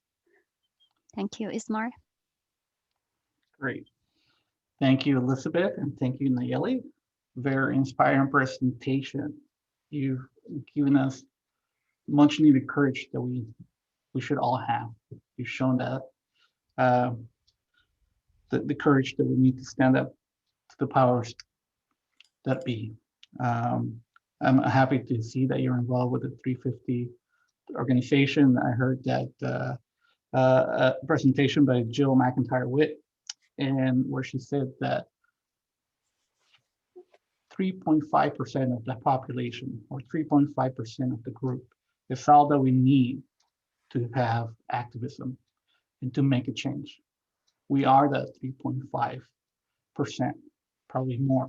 You are that 3.5% in your firm. You are that 3.5% in your community, so you can make a direct impact. Thank you for letting us understand the processes as well, Elizabeth, and have intentional impact. This is great. We'd love to see your creation of an additional menu item with ADUs. Justice is the right to have clean water for everybody, the right to have clean air, and the right to have shelter. So thank you so much for sharing that as well. Now, without further ado, I'd like to introduce a very special friend of mine. Please welcome Anthony Brower, AIA Lead Fellow, Global Sciences Practice Area Leader, and Committee on the Environment member, and from Gensler, Anthony Brower. Anthony, please take it away. Thank you, Ismar, and really the entire COAT committee for inviting me to close out this year's symposium, though now I'm starting to feel like that I was asked to close this out because nobody else wanted to follow that great panel that we just had. So a lot to live up to. So we'll just get started if you want to head to my opening slide. We wanted to leave you really with a clear roadmap towards making an impact on climate justice issues where they intersect with design. If we move on to the next slide, let you know, like earlier this year, I led a team through the American Institute of Architects Large Firm Roundtable around defining climate justice. The AIA is committed to an ambitious agenda in the fight against climate change, and climate justice really refines that approach to embrace the complexities at the hinge of the built environment's development, the effects of climate change, and the adjacent human rights issues, all to ensure that no one community is unfairly impacted by the burden of climate change. Next, if we progress, first, we should really establish a solid connection to why this matters in our practice, since the impacts of our work and responsibility can get a little complicated as we look beyond property lines. So I don't like reading from slides, but here I'm going to make an exception where to say architects really should uphold human rights in all their professional endeavors, and in doing so, put an end to the burdening of disenfranchised members of society with the climate fallout from actions of the powerful. And as professionals, we need to lead the charge towards a built environment that equitably supports human health and well-being and is resilient to climate change beyond the limits of project scope to create a state of climate justice for everyone. And if these statements sound familiar to you, they come from, in part, the AIA Code of Ethics, which is really what defines our standard of care. Next, to really start to unpack, understand, and to understand the precise focus of climate justice, we really need to embrace and confront the complexities of these issues tied to climate injustice. As designers, we face complex issues daily, and we have to find creative ways to address them. Those same skills really should be applied to climate justice issues. Chief among them is how design influences the inequitable distribution of carbon emissions, thus creating unjust environments hundreds of thousands of miles away from projects. The overall general impact is influenced by the work we do in one of four key ways. The first one on the next slide being air quality, which is often unhealthy next to construction sites, particularly in the summer when ozone levels are higher because of increased equipment and permissions. Next is heat vulnerability, which is already as much as 7 degrees higher in formerly redlined neighborhoods compared to adjacent areas because of lesser investments in tree canopy over the years. Third is toxic emissions from coal-fired power plants, tongue twister this morning, and incinerators that release mercury, arsenic, lead, and other contaminants into the water, food, and lungs of fence-line communities. I would personally encourage each and every one of you to not take part in the design of new facilities, nor in the upgrade of existing ones as we look to decommission a lot of these facilities in the coming years. Lastly, on the next slide is the limited availability of affordable and nutritious food, which is exacerbated and will be exacerbated even further by drought, flooding, and other climate-related impacts on agriculture. All of this kind of boils up to, on the next slide, this inequitable distribution of air pollution. Well, actually, let's step back for a second. The distribution of air pollution can really be improved by design choices that are focused on reducing embodied and operational carbon emissions. Likewise, extreme heat conditions in vulnerable communities can be improved through material selection and other design considerations. As an extension of Architecture 2030, bringing this social lens to our design process for all projects, not just the ones that request it, will lead to a better, cleaner, and more equitable environment for everyone. Next, these increased climate impacts have already changed the way we design. These impacts affect our standard of care, they degrade supply chains, impact project timelines, reduce client, investor, and employee confidence as design firms will struggle to maintain relevance under a new expectation of design accountability.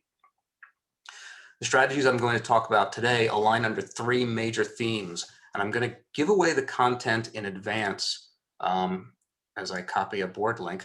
This is going to be an optional part. I'm not going to show this on the screen, but I'm going to drop a Miro board link onto into the chat.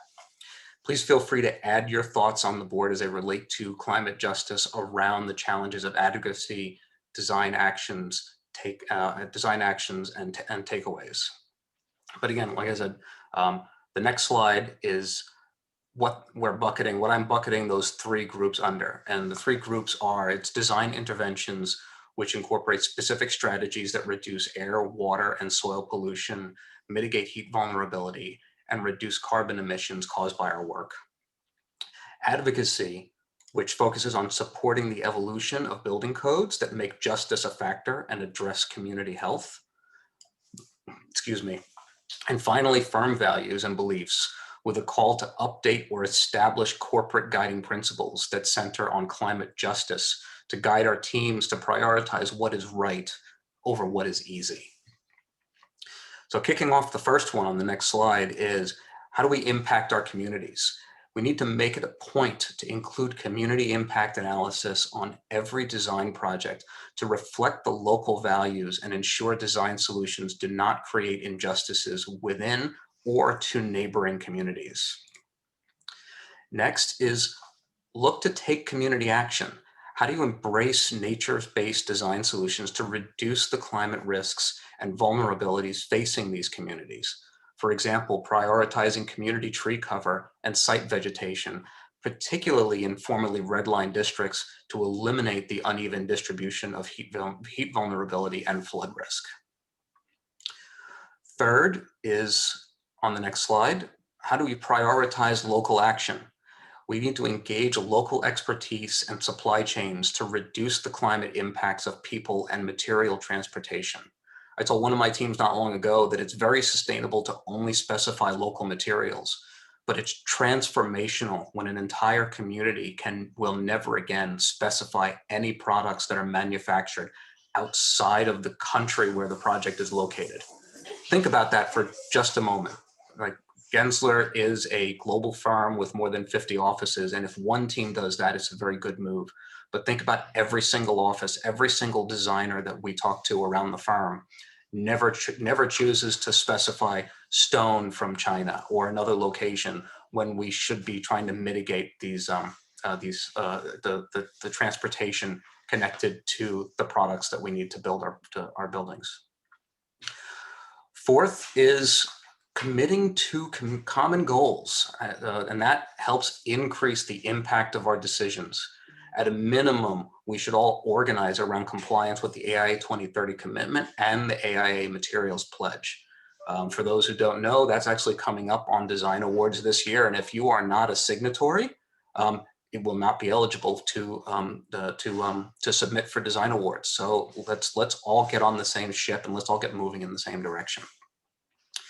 Fifth is embracing prefabrication. How do we mitigate localized air pollution from construction operations by moving selected activities to off-site fabrication in controlled environments? That's the end of our design solutions, and then we move on to the advocacy. So number 6 is advocating to the commercial sector. Using municipal entitlements as a vehicle for change, we can address the most critical vulnerabilities in direct and adjacent communities. For example, incorporating urban farming centers near underserved communities can provide healthy food options and create jobs in those areas. Next is getting out in the community. How do we advance code advocacy? We all need to empower our staff to partner with government agencies so that state building codes can accelerate environmentally responsible solutions. For example, advocating for electric buildings can eliminate our reliance on more carbon-intensive energy sources. Next is engaging our partners. We need to lean on supply networks such as master spec and product vendors as 2 examples to identify opportunities to address climate justice in our shared professional responsibility. We're all partners in this fight, and everybody's got to do a little bit to kind of help us all get there. Number 9 is establish guiding principles. These last 2 go beyond what we can do for our own advocacy and how do you advocate as a firm. we need to talk about including climate justice as part of your corporate charter to address diversity in the design profession and the work we do for society betterment. And lastly was aligning global and acting local. Align or include the UN Sustainable Development Goals in your firm's strategic plans and pledge to target operational carbon neutrality for all your design work, but not just your design work, it's also the office space that you occupy. So it's a yes and. We know, as Gensler, when we get asked about our operational carbon footprint, we often stop and say, yes, we live in 1 million square feet of space across 50 offices, but we impact more than 1.5 billion square feet of work that we design every year.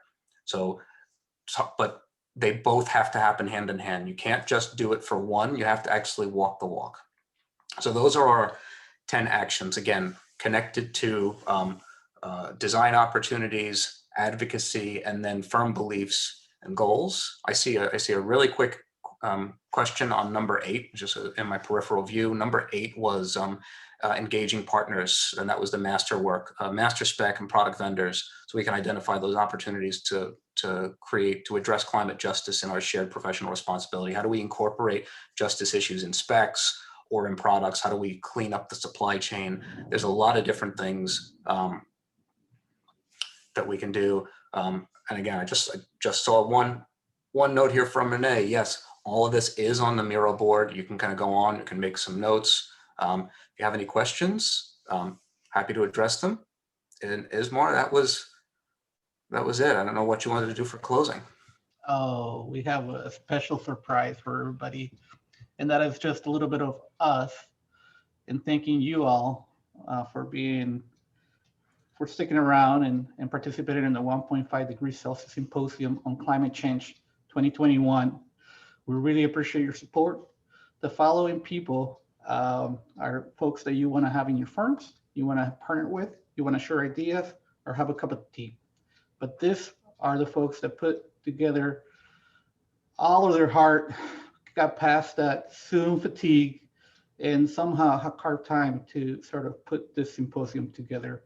So Miranda, please, let's give them a big round of applause and take it away, Miranda. Thank you. Thank you, Ismar. And of course, good afternoon, everyone from Los Angeles. What an amazing day too.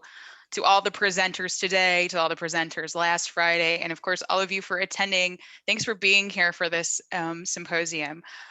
We have two more, I guess, final words for you, final moments of this year's event. On behalf of myself, Ismar, and Jed Donaldson, our past chair, we'd like to thank our symposium subcommittee, Erin Vaden-Humans, Anthony Brower, Blake Patton, Brendan Bailey, Davika Tandon, Fabian Kremkus, George Riley, Hasti Kodabash, Jackie Ray, Jill Edelman, Kate Diamond, Kathy Prey, Kevin McNulty, Kyoko Hibino, Laura Karnath, Miriam Mojetti, so many names here, Megumi Hironaka, Michael Martin, Mona Telaga, Patricia Bivoy, Sharzad Razi, Simone Barth Oster, Ty Lanning, Tommy Zandi, and of course, Vika Shrestha. We couldn't have done it without you. It's been a hard couple of months, but obviously this has paid off. And of course, to our AIA Los Angeles staff, Carlo Cacavale, Corrine Ellingson, Jessica Samali, Lori Diamond, Nick Umbrell, Steve Tanner, Tibby Rothman, Will Wright, thank you for putting up with us during these past couple of months. This is not the end of our conversation. We have wonderful programming going on throughout the year, and we hope you'll all join us. But one last shout out, and I couldn't say this better myself, so luckily for us, Davika has put together a beautiful video of our committee members saying goodbye for today, but of course, not farewell. Corrine, please hit play.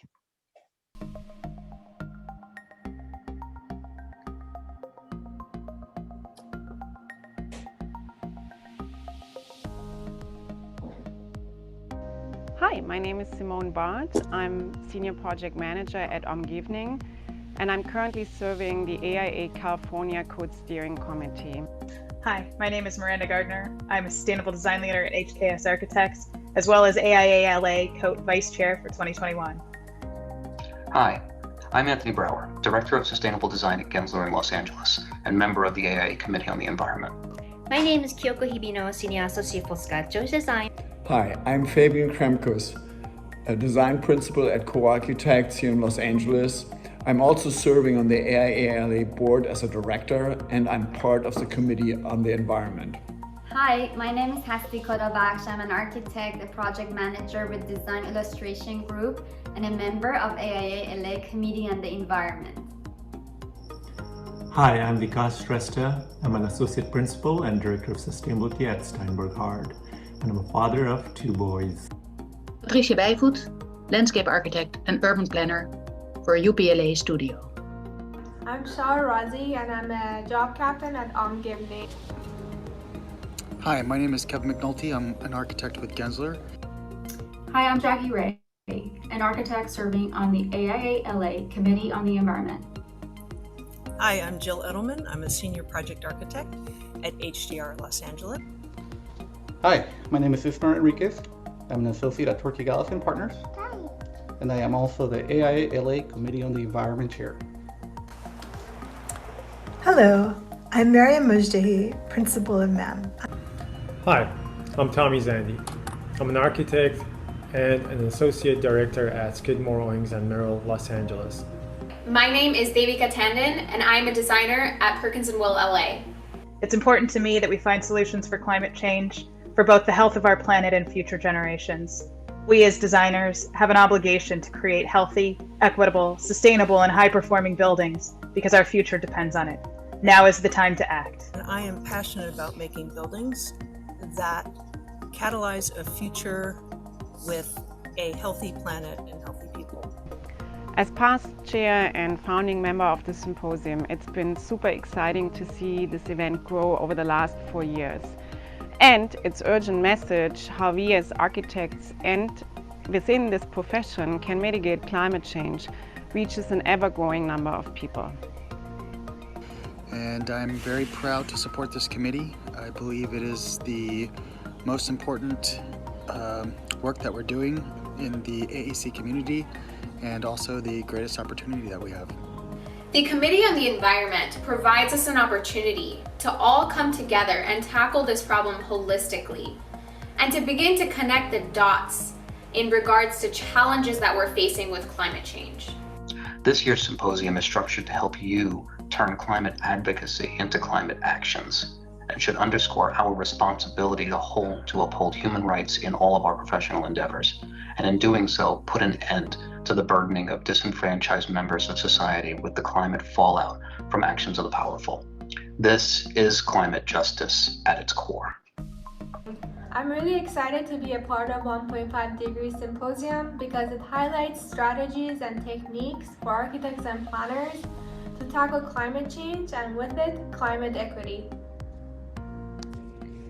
I'm particularly thrilled to be part of the 1.5 Degree Symposium this year because it really represents a new era for climate change, our planet, and environmental justice. I'm very excited to be a part of this committee, making a difference in creating a healthy environment for all. I'm excited for this year's symposium as we discuss opportunities to address climate change through sustainable and equitable building design strategies. I love being part of AIALA Committee on the Environment and the 1.5 Degree C Symposium because I get to hang out with a bunch of people that also want to make buildings that are part of the solution to climate change. Why is climate change important? In my opinion, I believe there's nothing more important. I have been with the committee for nearly 8 years. My name is Mona Telega, and I am hoping that you will come and join me for the next few years. I am thrilled and excited to be part of the group that put this year's symposium together, and I'm looking forward to engaging discussions with the larger design and construction industry about the urgency of taking action on the climate change. It's energizing to include climate considerations in my daily practice, but it is much more stimulating to connect with others and extend our shared knowledge on impacting climate change for the best. I'm thankful being part of this committee. Hi everyone, thanks for attending this year's symposium. I hope it was as informative and wonderful as previous years. My name is Ty Lanning. I'm past chair of the Committee on the Environment, and I'm an architect at Co-Architects. And I'm excited to still be involved in the committee and the symposium planning because climate change remains a major and pressing issue, even it has been temporarily put on the back burner as a result of this pandemic. So thanks again for coming, and good luck to us all. There has never been a generation of architects like ours in whose hands lie a great responsibility and an enormous opportunity to make our world safer and better for our children and their children. That is why I'm so excited about this symposium. Hope to see you there. Namaste. I'm excited to participate in the 1.5 degree conference because finally we're talking about how environmental justice and social justice intersect. This is Ellie. This is why I fight climate change. She says, please join us. Thank you. Bye. Bye. And with that, I'd like to thank our sponsors. I'd like to thank the AIALA chapter. I'd like to thank you for participating in this year's 1.5 degrees Celsius Symposium on Climate Change. Have a good rest of your day, and a good rest of your year. We'll see you soon.